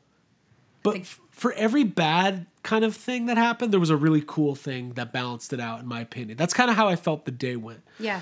The conversations with people in line while we were waiting for that. That poor guy at the front of the line. Dude, this guy, I can't remember his name, but he was from New York. He was showing me video on his phone. He's like, yeah, my son just took his first steps and I'm missing it. I was like, bro, this is stressful for you. But Ivan's son did too. Yeah. Ivan's son took his first steps into the YHS universe. Yeah, that's true. It's something true. Paul Feig has regretted for years. So Jason Reitman got there before Ivan, and he started just doing the old politician, going down the line, shaking everybody's hand. In the meantime, somebody passed out from heat exhaustion. An ambulance showed up. The paramedics showed up before Ivan did. And, whatever. There really should have been water stations or snack stations throughout, but whatever. Jason is introducing to himself. He comes up to us, shakes our hands, and he looks at us and says, "You guys have a badass podcast." And I went, "You do too." No, I didn't do that. But he knew who we were. That's great. And that was really special and cool. And it was great to meet him. And that was my first instance of not second instance because we saw him the night before, but I was just like, man, this is the guy. Yeah. He had a haircut. He'd gotten his haircut since the night before. He looked great. He looked great. I was so excited to meet him, and my mood completely switched from being irate and frustrated and confused and angry to well, I'm having the time of my life now. Because it was really cool to hear him say that we had a badass podcast. Just as someone who's been podcasting for 3 years, it's nice to hear that from somebody who's very cool. So. Yeah, it's a lot better than what you hear from your parents. What's a podcast? There it is. So Jason introduced himself. It was cool. He went around meeting everybody. And then eventually, Ivan showed up right at 2 o'clock with Ernie and Dan and William Atherton. And the photo op started. So, Abby, you had a really funny thing that happened right there at the beginning of the photo op. With Ivan? Well, the chair and the... Oh, the chair. Oh, with the fun. Oh, God, I have so many stories. But yeah, we caught this on video, too, so we'll post it at some point. There was the person in front of me did his photo op before me, and he was a tall dude, so they brought a chair out so he could sit down in front of the assembled line. And obviously, like, that makes sense for him because he would have blocked out Ivan Reitman's face because he's tall. So once I got up there, I was like, I don't want to sit in a chair like a fucking, like a fucking charity case kid or whatever, like in front of them. Like I wanted to be close and like one of them. So I walked up, I grabbed the chair. I was like, do I need the chair? Can I move the chair? Hold on, you skipped a part. You skipped a really good part. Okay. So before the chair was up there, the guy was like, I think I need a chair. There was no chair. There was a chair in the back of the room. And all of a sudden, louder than anything happening in the room, you hear, bring me the chair. Bring him the chair. Bring it. Bring the chair up. Get this man a chair. And I was like, there's Dan. Dan's just doing his thing. There's Dan. Okay, thank you for bringing me back into the moment. So the chair's there. I look to the person that's like orchestrating the line, and I was like, do I need the chair? Do I have to sit in the chair? They're like, no, you don't have to. At that point, Dan was like engaging in the conversation too. I was like, leave the chair. I was like, I don't want it. So I grabbed it and moved it, and at that point, kind of regretted moving it because like I felt weird, like I'd done something wrong. Okay, good. Because I didn't want the chair. Yeah, nobody else. Me either. I was glad. I was hoping that they weren't going to make me bring the chair back. No, because guys, I took one for the team. All of those dudes are tall. Like even Ivan Reitman's probably like 5'10". Dan and Ernie are like 6'2". Like they're all tall guys. I'm 5'8". If I'm in a chair, it's not gonna be a good look for anybody. Exactly. I was like, I don't want to look like a tiny little person. Like that's just not my thing. Right. I'm one of the guys. So you did your photo op. Yeah. I did my photo op. Did it? Jake did his photo op. And then we scooted right across to Maurice LaMarche and Dave Coulier for that photo op, which, guys. They're so funny. They're funny guys. I've been taking photo ops my whole life. I've never taken a good one. But I'm telling you, that Dan Aykroyd video we did where we practiced really helped me. Oh, yeah. I was pretty happy with my photo. Good. I haven't posted that picture yet with me and Dave Coulier and Maurice LaMarche because it's one of my favorite pictures I've ever taken. Wow. And I'm like, I just want to save the moment. You're sitting on it. I'm sitting on it for a rainy day. Yeah. But they made you laugh though, right? Yeah, because I wanted to be in between them. We were trying to figure out how we were like gonna stage for the photo. And I like put both my arms around them and like patted them on the back. Cause I didn't catch what they were saying, Craig, but you did. Where it was like they were like, well, we don't really know how to stand with you or whatever. I didn't do that. You heard that. I wasn't me. Oh, I thought it was you. No, I walked up. I was after you, Abby. Okay. And they were still talking about you, and they were like, one of them was like, "You got to ask the women before you touch them." He's like, we live in a Me Too world now. Cut it out. Cut it out. I would have been like, guys, it's fine. There's not really a lot of women at a Ghostbusters Fan Fest. That's my Bullwinkle impression. Anyways. I'm going to ruin myself for the podcast now. Yeah, you're kicked off. Okay. So anyways, we did all those photo ops, and the pictures printed out really quickly, and they gave us 8x10 holders, which that was a good touch. Can we talk about how apparently there was just a bunch of photos of me that got printed at once? Oh yeah, we heard that after the fact. The printer got stuck and started shooting out like 20 copies of Abby's photo ops. They'll be on my Patreon. Oh my God. But let's talk about real quick how, because of the whole time, because of the Ivan Reitman kind of being late, it dug into the time for the Ray Parker Jr. Photo op, and they were just like, hey, we're going to move the Ray Parker Jr. photo op to a later time. There will be an announcement. And then, we never heard anything. So none of us got our Ray Parker Jr. I did see some people got their Ray Parker Jr. photo op, but like, when did it happen? Where's the announcement? Who's doing the announcing? There's no loudspeaker. There's no like, if you weren't in the exact right place where they were making the announcement, then you didn't hear the announcement. So we missed that. Mm-hmm. We also missed. So we also missed our Paul Feig photo op, but I think that was more because we were more concerned with trying to get all our other autographs. Like that. Right. That's not. I think that wasn't their fault. That was us being too busy to it was do just it. the scheduling throughout the day. Like the thing is, there was panels all throughout the day that we never saw. Totally. And have we mentioned the fact that Dan Aykroyd, I'm quoting Troy Benjamin, I think at this point, but like his first words were like at his panel, like, where is everybody? Yeah. There were only like 10 or 15 people. Because what happened was you had all these high-priced autographs and photo ops people needed to get, and then people weren't worried with the panel. Right. So there was multiple panels I would have loved to have seen. There was a special effects panel. There was an entire panel on the Kenner Real Ghostbusters line, which luckily is on YouTube, which I watched, which was phenomenal. The voice actors did a live reading, like stuff that was like really like, hey, on any given regular con, this is stuff I would have loved to see. Yeah, and if it could have been stretched out and structured so that it's not like everything at once. Like it is extremely frustrating to be at And that. the thing is like, we go to Dragon Con, there's always 50 things you want to do at one time. You have to kind of pick and choose. But there was some stress. But we as collectors who are very like, you know, we want to get our stuff. We want our photos. We want our autographs. That was kind of our priority. And we're willing to pay for it. Yeah. So we did miss the Paul Feig photo op. Now, Jake, this just came to my attention. I'm going to send you a picture real quick, and I want to discuss it. This is really funny. This guy, John Butler, who's somebody... I think I saw it You already. saw it? Did you see the Paul Feig thing? Yeah. What did you think of that?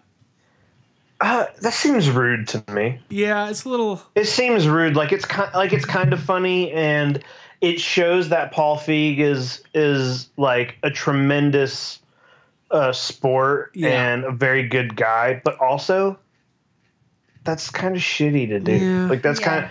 Isn't that kind of crappy to go up to a director and be like, "Hey, I hated your movie. I'm gonna flip you the birds in this picture. Is that okay?" Yeah, it's kind of weird. It'd be funny. I wasn't gonna bring it up, but he posted it publicly on Facebook. But he took a picture of him flipping off Paul Feig. But I do want to say the autograph is really funny. What he signed? to John, I'm sorry, Paul Feig. It's kind of funny. Like, Paul Feig's a stand-up guy. We didn't get our photo op with him. It reflects well on Paul Feig. I think. Yeah, that he's a listen. sport. Paul Feig is there's nothing bad you can really say about the guy. And I saw him. I shook his hand. He was kind of running around. And one thing that I was really impressed with the convention was just like the opportunity to like bump into people, and like people were just around. Like, I know a lot of people that met Jason Reitman. I know a lot of people that ran into Paul Feig. And the fact that people were willing to take a few minutes and talk and shake hands and do autographs and stuff, I was really impressed with that aspect of it. The guests really went out of their way to be really gracious and patient with all of the fans. Mm-hmm. Yeah, I agree with that. There were multiple times that we saw and spoke to multiple people. It was like a cool feeling that you don't get at most conventions. Right. So we kind of backtracked. Okay, we'll skip the part where I almost died of like hunger pains. And Abby bought a $20 kale salad and just walks up and goes, "I made a mistake." I thought it was a Power Bowl, but it was just all lettuce. I was like, this is not a meal. I need protein. So I switched. I require substance. Sustenance. Yeah. Substance. So, okay. Mm-hmm. At this point, it's getting a little bit later in the day, right? Mm-hmm. Did I skip over anything? We did food. No, I was going to say we had lunch, and then I think we went kind of back into the autograph room, right? And tried to finish getting what we could of the autographs. Jake, you were able to get all of your autographs. No, I got all except one. Oh, you didn't get Paul Feig? I did not get Paul Feig because he stopped signing earlier than everybody else. Right. Yeah.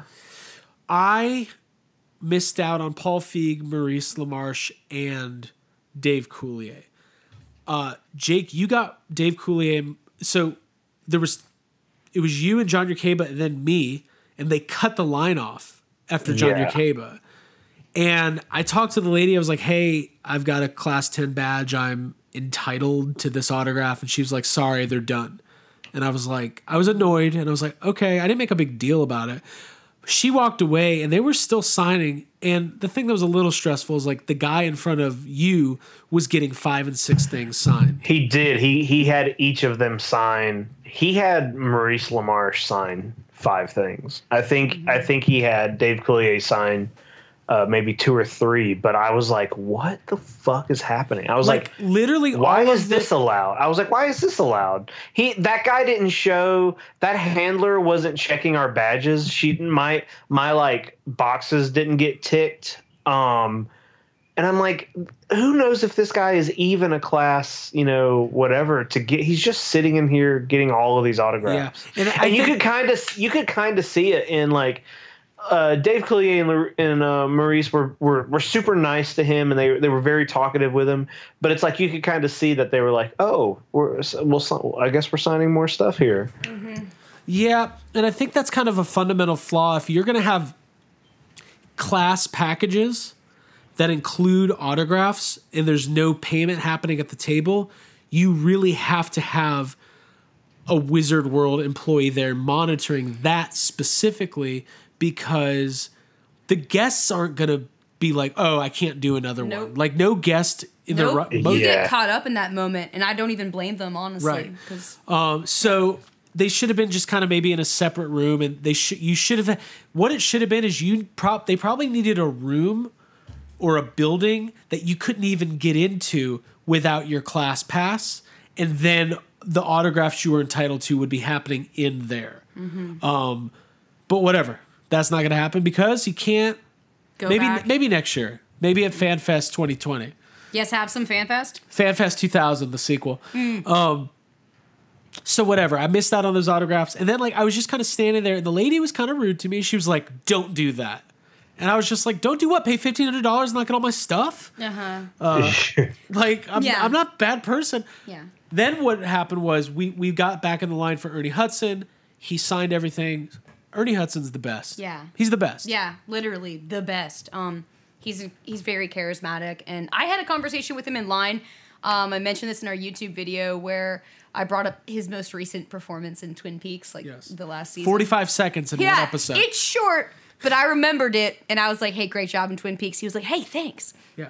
I was like, yeah, I pay attention. Yeah. So Ernie was great, and we got some really good Boars, whatever. Boars. I'm so bad with names. Yeah, me too. He took some pictures, and it was a really good experience. At that point, Maurice LaMarche and Dave Coulier were signing again. It was like 5 minutes later, their line was just going again. I was like, what happened? I was like, what did I do wrong? But by that time, the line was getting really long, and we wanted to make our way outside for the 2 big panels, the GB84 panel and then the Ivan and Jason panel. Yeah, but before that, we got autographs from Ivan Reitman, and we talked to Violet Ramis. Oh my God, I forgot about all of that. Yeah. Okay. I was going to mention talking to Violet was something that was extremely special. Personally, I was kind of bummed that Annie Potts and Sigourney Weaver their presence wasn't felt because I like the female presence in Ghostbusters. And having Violet Ramis Steele there it was incredible. She was so gracious. I treasured the time that we had her on our show. It was like a really special episode. I really enjoyed reading her book and connected just on a personal level with her. So it was really cool to meet her. And Jake, you got a book signed by her. You got her book signed. I was kind of mad that we didn't have our copy. Yeah, you should have brought it. It was very cool. It was one of my I think I almost feel like that was one of the highlights of the day. She was very nice. She as soon as we were like, hey, we're have some podcasts, she seemed very excited to finally get to meet us. She got up, gave us hugs. It was a great. That was one of my favorite interactions of the entire day. Yeah. Yeah, she's like glowing. She's absolutely stunning and has such a caring kindness, and I'm obsessed with her. She's awesome.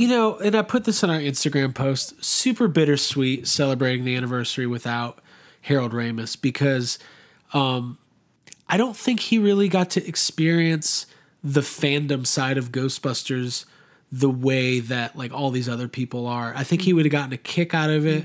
I think that, he always kind of had there's an interview from 2008 or 2009 with Harold Ramis, and he just says it in the most Harold Ramis way. He said, the world will be fine if there's not a Ghostbusters 3. Like, we're all going to be okay, guys. No, it was just, it was super special meeting her. And she's, you know, it's cool how she is so accepting of the community and all the chaos that comes along with it. But it's really cool that all the fans have really accepted her.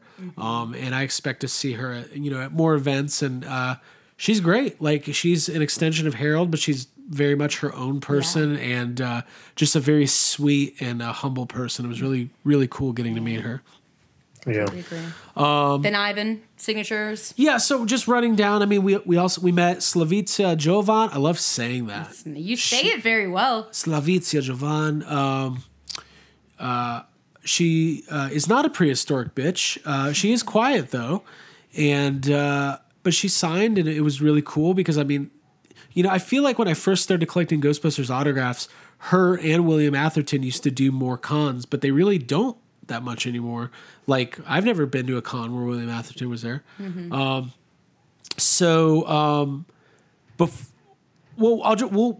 didn't happen in this order, but I want to talk about what we did with William Atherton. Because he was just standing there looking lost. And I went up to him, and we made a little video. We'll post it. We won't spoil it. But, man, what a cool guy. Yeah. Right? Yeah. Any question or concern I had about, like, him maybe, like, from a distance, I was completely allayed when we were, like, in his presence. He's with it. He's funny. And he was really cool. Yeah, it was great. I'm going to try to get his address, and I want to send him a fruit basket from YHS. That would be amazing. All right. Because he deserves it. I think we should do that. says he's going to send him a fruit basket. I doubt he did. He's been waiting this whole time. Let's get his contact info. We can do it. But I thought that was really cool. So now, more stress. We had not secured Dan or Ivan's autographs yet. They were not signing in the autograph area. They were each on like these tents. And those had longer lines. But I will say the experience of getting those autographs was pretty smooth overall. Like, we had to wait in line a little bit. But those lines seem to move a little bit faster than Ernie's line, I felt. Well, Ivan's not going to sit there and sign multiple things. Like, he's like, come on now. Abby, you had a kind of a cool moment with Ivan there. I don't know if I'd call it a cool moment, but yeah. I thought it was cool. He complimented my tattoo. He was like, hey, let me see that. So I lifted my sleeve up, and he was like, that's very pretty. I was like, thank you. So are you. I didn't say that. But I got him to sign my license plate, which was great. Yeah, I felt like a little bit, I was exhausted at that point in the day. It was like later, and I wanted to have like something really witty and fun to interact with and talk to him about, but I was like, all right, just thank you. I feel like I'm about to die. Let's move on. But no, he was very gracious, and I know that he'd probably been through a lot that day too, so it was cool that he was still signing at that point. Yeah, I mean, I don't know, speak for you guys. To me, the second half of the day is when it really started to get very fun and very special. First half of the day with, you know, trying to rack up all these autographs. And Jake, we haven't even talked about how stressful it is to take expensive prints in and out of poster tubes. That was the most stressful thing of the entire day, because we both got really nice prints signed, but then I also had my original one sheet Ghostbusters 2 print with me in case there were extra autograph opportunities. And then you also had your real Ghostbuster prints, and we had them all rolled up. And we had, like, when we rolled that up to head to California, we had like a piece of paper in between each one to try to protect them a little more. And every time we pulled the prints out, we threw more and more pieces of that paper away until it was a point where there was just no extra paper in there because it was a pain in the butt to roll them. And at one point, so we didn't even mention like the whole Wizard World LA thing that kind of happened but kind of didn't happen. All I know is that I have a video of the soup Nazi putting up his own poster, and it falling down multiple times in the wind because there were extra people, like other celebrities. Craig, I don't know what happened. They tried to add more guests, I think, to bring more people out. It was kind of not, Lou Ferrigno was there for a while.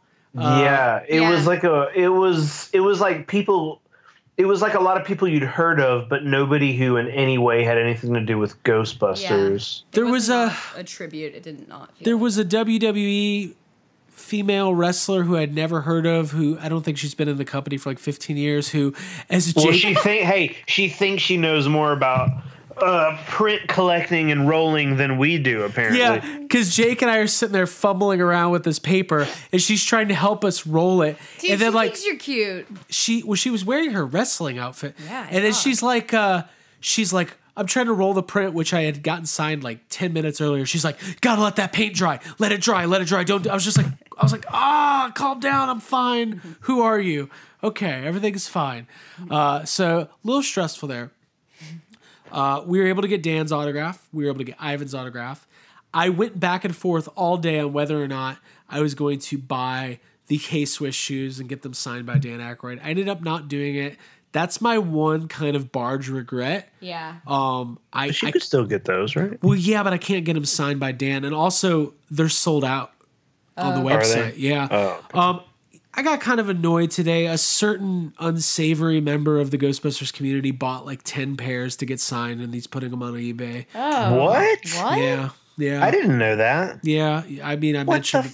Text me who it is. It's Video Bob. It's just Video Bob. Oh, is it? Yeah. That's what he does. He goes to these conventions and gets a bunch of stuff. Fucking annoying. Yeah, they should have had a limit on how many you can buy, but whatever. It's not a big deal. It's just one of those annoying things, like kind of ruins it for everybody. But hey, when you're a special invited guest, huh? Dude, is he gonna make a mold and cast or whatever? He's gonna recast the K-Swiss shoes. No, these are J-Swisses. As much as I didn't know if I liked those shoes, once I saw them in person, I was like, fuck, I want those. When I saw Jason Reitman wearing them on Friday, I was like, I want them. Get it up for Jason. Yeah, once he had those on, I was like, damn. Those okay, so we're getting there, folks. We get our autographs, we kind of get packed up, and we say goodnight to that part of the day. And right about that time was when the main panel was starting with Ernie, William Atherton, Ivan, and Dan on the main stage. We had basically we did something. We gave up our Class 10 seat access because all the seats were taken. But there was such a good vibe in front of that stage, and it felt like a local carnival. Mm-hmm. Like, it didn't feel like a convention at that point. It was like the Pawnee Harvest Festival or something like that. Like, It was small. And it was starting to cool down a little bit, and we just sat on the lawn right in front of the stage and watched these really special people in our lives do this panel. And it was... Are you crying? I'm getting a little choked up. It was really special. Yeah. It was really something I will never forget. It was funny. It was engaging. And my favorite moment... There was two of my favorite moments. There was one moment where... Dan was talking about the writing process, about how him and Harold were just, I'm trying to think of what he said. You can see it online, but he's like, we were like utility players, blah, blah, blah, blah. And he's talking and going on. And then Ivan Reitman cuts in and goes, I fundamentally disagree with everything that Dan just said. And I thought that was just classic because you know that they have different perspectives. Yeah. It was that I completely agree, and I felt like that I cried later on when it was just Ivan and Jason talking. I think we all saw that. I think we saw Ivan crying and everybody started crying. But seeing that panel with like all the original guys like talking and sitting on the lawn it felt so special. I couldn't believe that we were in the front row. I kind of could actually at that point because we just kind of looked out so many times before, but it was really during really the panel. This guy sitting next to me who I've never met before looked at me and he was like, "Hey, William Atherton sounds different. Why is his voice different?" I was like, "I don't know." What do you want me to do? Ask him. But then there was a really funny line where they were talking about how Eddie Murphy and John Belushi were originally considered for Ghostbusters, and Dan starts going on about how he thinks Eddie Murphy would have made a great Ghostbuster, and obviously that was for like the Winston role. And he's like, "Oh, I think it would have been great with Eddie Murphy." And then Ernie just goes, "Thanks, Dan." Yeah, and then like instead of like going back on it, he's like, oh, we could have him too. You know, he's like, we could have all. What does that mean? Yeah. Are they considering bringing Eddie Murphy in for the new Ghostbusters movie? The new legacy movie. We should mention we weren't there for the director's panel. I'm sure everybody heard what was said. Not a whole lot was revealed about the new movie.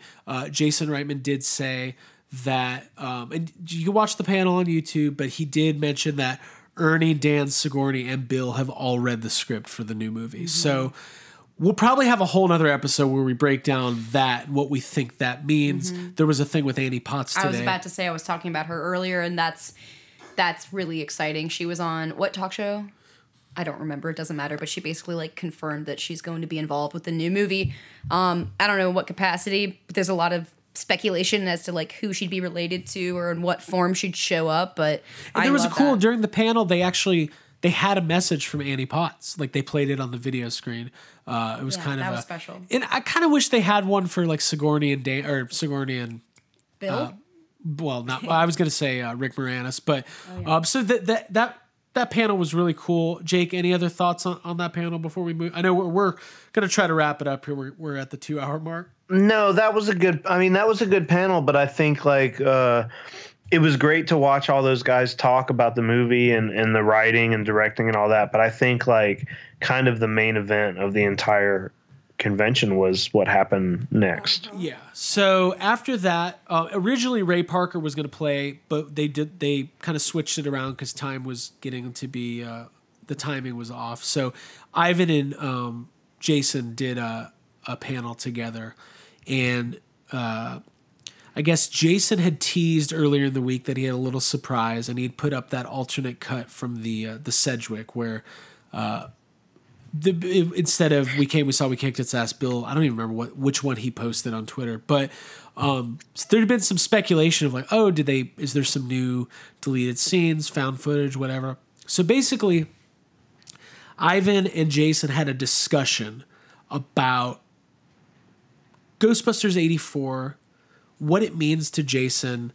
And it was almost the panel wasn't about Ghostbusters 2020, but in a lot of ways it kind of was, because it was kind of Jason telling the fans how much that movie actually means to him on a personal level, and how like he's taking those feelings and that reverence he has for the movie and the reverence he has for his father and taking that and really putting so much passion and energy into this new movie. Yeah. Like, there's no doubt in my mind we're in for something very special. It's like a best case scenario, like, is how I felt watching that. It was, I couldn't be a bigger fan of Jason Reitman's, even though at this point haven't seen all of his movies. I'm like, I love and really into him. So, yeah.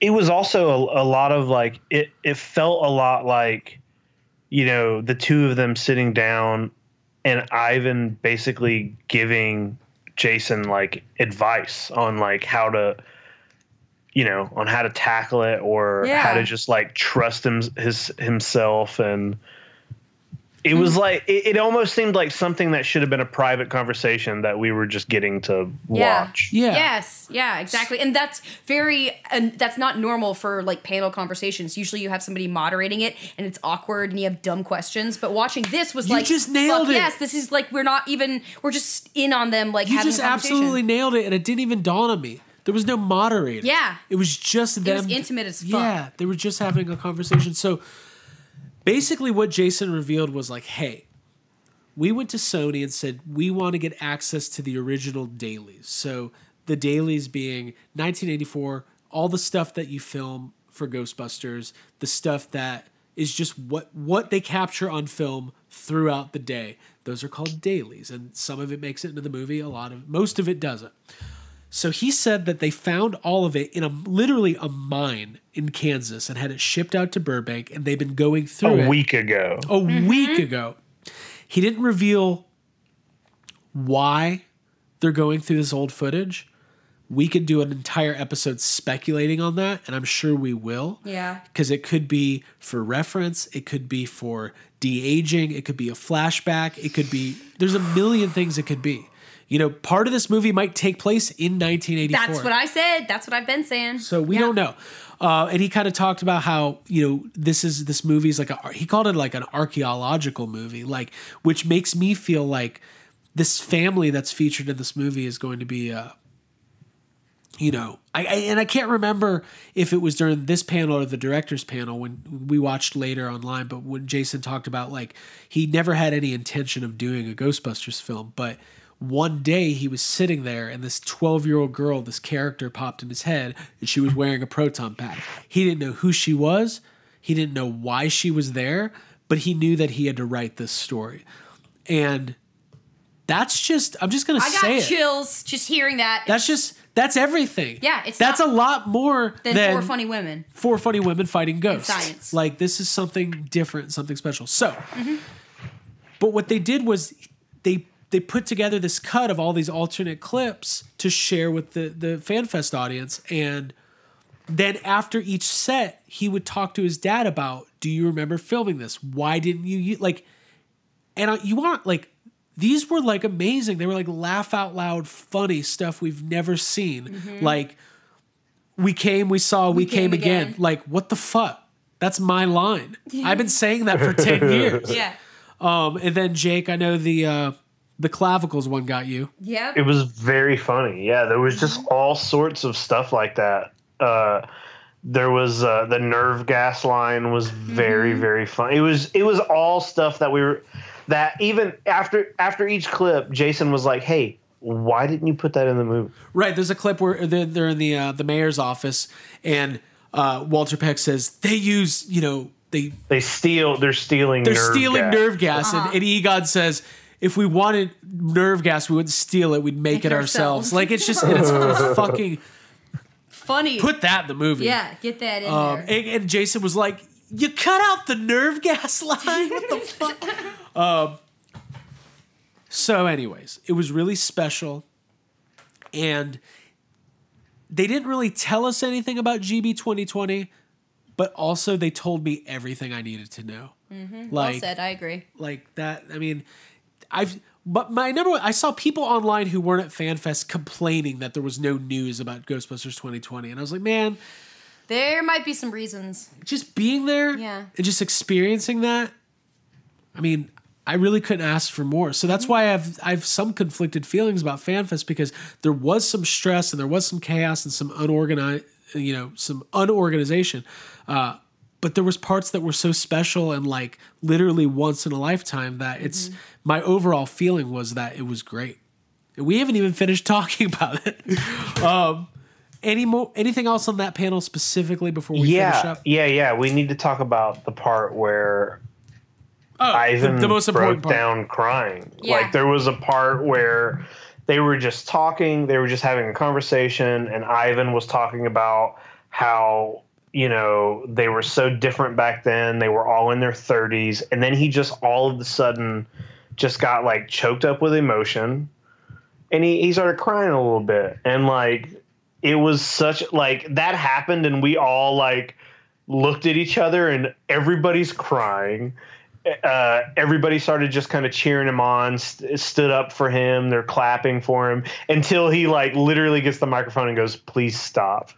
Which was so funny. It was funny. I mean, yeah, just imagine, it's one of those things that's so layered and multifaceted. I mean, he's sitting there with his son. His son is his age from when he made Ghostbusters, essentially. And it's when he said that, like, we were in our 30s, and I'm assuming he was just having one of those life moments where you realize, man, my life is, 80% done or whatever. Like, my life has passed me by.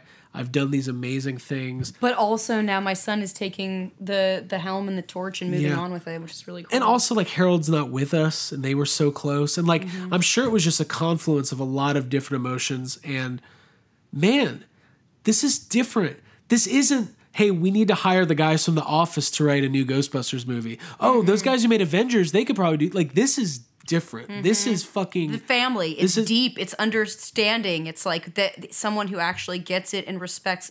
Not just respect, but loves it the same way that we do. And it literally is in his blood. So it feels perfect. And Jason talked a lot about how he loves Ghostbusters, and he kept saying that, you know, he thinks his dad's the greatest storyteller. And they have this really just amazing father-son moment, and they hug it out, and it's just in front of like 1,500 people, and it was just special. Like, never will forget. I looked at Jake. Jake was just a mess. I was a mess. Yeah. And Abby, it was. Yeah. I'll never forget that. And you can watch the video, and the video doesn't do the moment justice, but it was really special. Mm-hmm. Yep. And then we left. No. That is not true. No. Then Ray Parker Jr. took the stage. Yeah. And, I mean, what can you say? He played a 20-minute version of Ghostbusters that was insane. And he had sound issues, and none of it mattered because it was just fun. Yeah. We just sang and we danced. It was exactly what we thought it was going to be, with like a super long extended loop version. Yeah. With like all sorts of breakdowns and yeah, it was fun. And then he played some other hits. He's got some other songs. Yeah. I kind of knew one of them. Yeah. But yeah, they ended it on the Sony lot. Right. By the way, you know, we said we were sitting on the grass. I thought I was going to get a grass stain, and I realized like 30 minutes in, it was fake grass. Yeah. So stupid. Yeah, I mean, I don't know. What'd you guys think of Ray Parker? I mean, it was great. Like, it's Ray Parker Jr. Like, it's the theme song. It almost feels similar to me as like getting to sit in the car. It's like, that's the theme song that you've been listening to your whole life, and it's so like synonymous with Ghostbusters. And then we're watching it happen. We're watching the man who wrote that song perform that song. Huey Lewis wasn't there. I was about to say, who's making the fucking... At one point, the guy who wrote the lyrics. Somebody was... Hey, at one point there was a okay, two things, and then we'll finish up. We'll talk about Jason Reitman, and we'll finish up. At one point they did like this part where it quiets down, and he's like ding ding ding ding ding ding ding, and he's like, I got a secret to tell everybody. I was like, wait a minute. Oh my God. I thought he was gonna be like, I stole this song.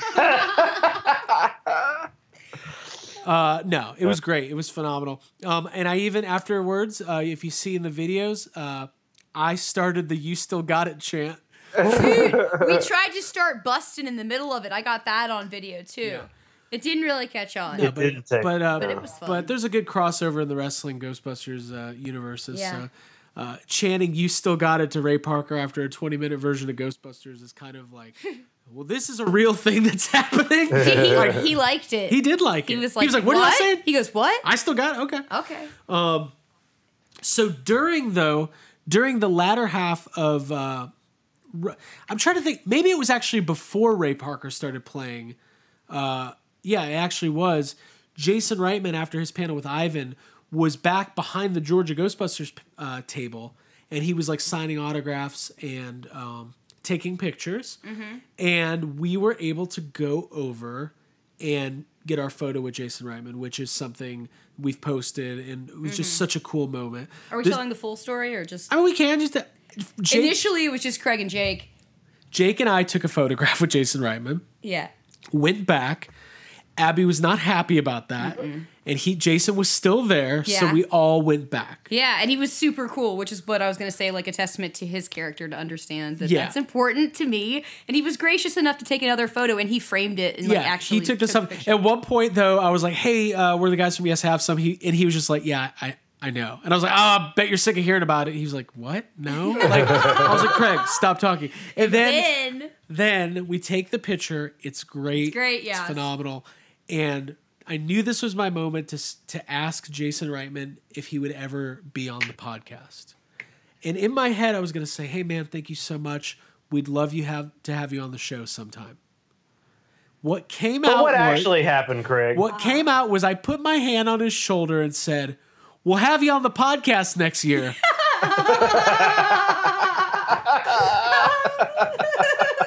Two things here. Let's unpack this.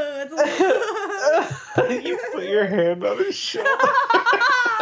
I didn't. Ooh, all right, kiddo. What is up with Craig and the weird? There's a video somewhere of There's a video of just Dan Aykroyd walking by our table, talking to someone else, and Craig like awkwardly reaches out and puts his hand on his arm. He did that. You've done that a lot before. You've done that at other conventions. I did that to DDP once. I knew it. You did it during the screening of this. What was it? Jake the Snake's movie. Yeah, I walked. You came out in the middle of the movie at the concessionary and put your hand on DDP's shoulder, and you walked away. Anyways, so no, I did not ask Jason Reitman to be on YHS. Hey guys, watch your shoulders. I told him he was going to be on the show, and I didn't even say. I just said next year. Next year. Like, I'm so interested in right now. We have nothing to talk about right now. We don't need you now. We're good. Okay, we're not going to have a conversation. We're not going to do an oral history of Juno. Okay? Oh my God. Next year we'll talk. I would love to have Jason Reitman on the show. Whew. Yeah, me too. Hopefully that'd be great. Hopefully we can make that happen. Next year. Next year. So, but yeah, then Ray Parker finished up, and we went out to dinner afterwards and kind of de-stressed with the Crossrope guys. Yep. And Ecto Crank and our new friend Kevin. Love Kevin. Kevin Lim from Canada. And some of the Atlanta Ghostbusters were there as well.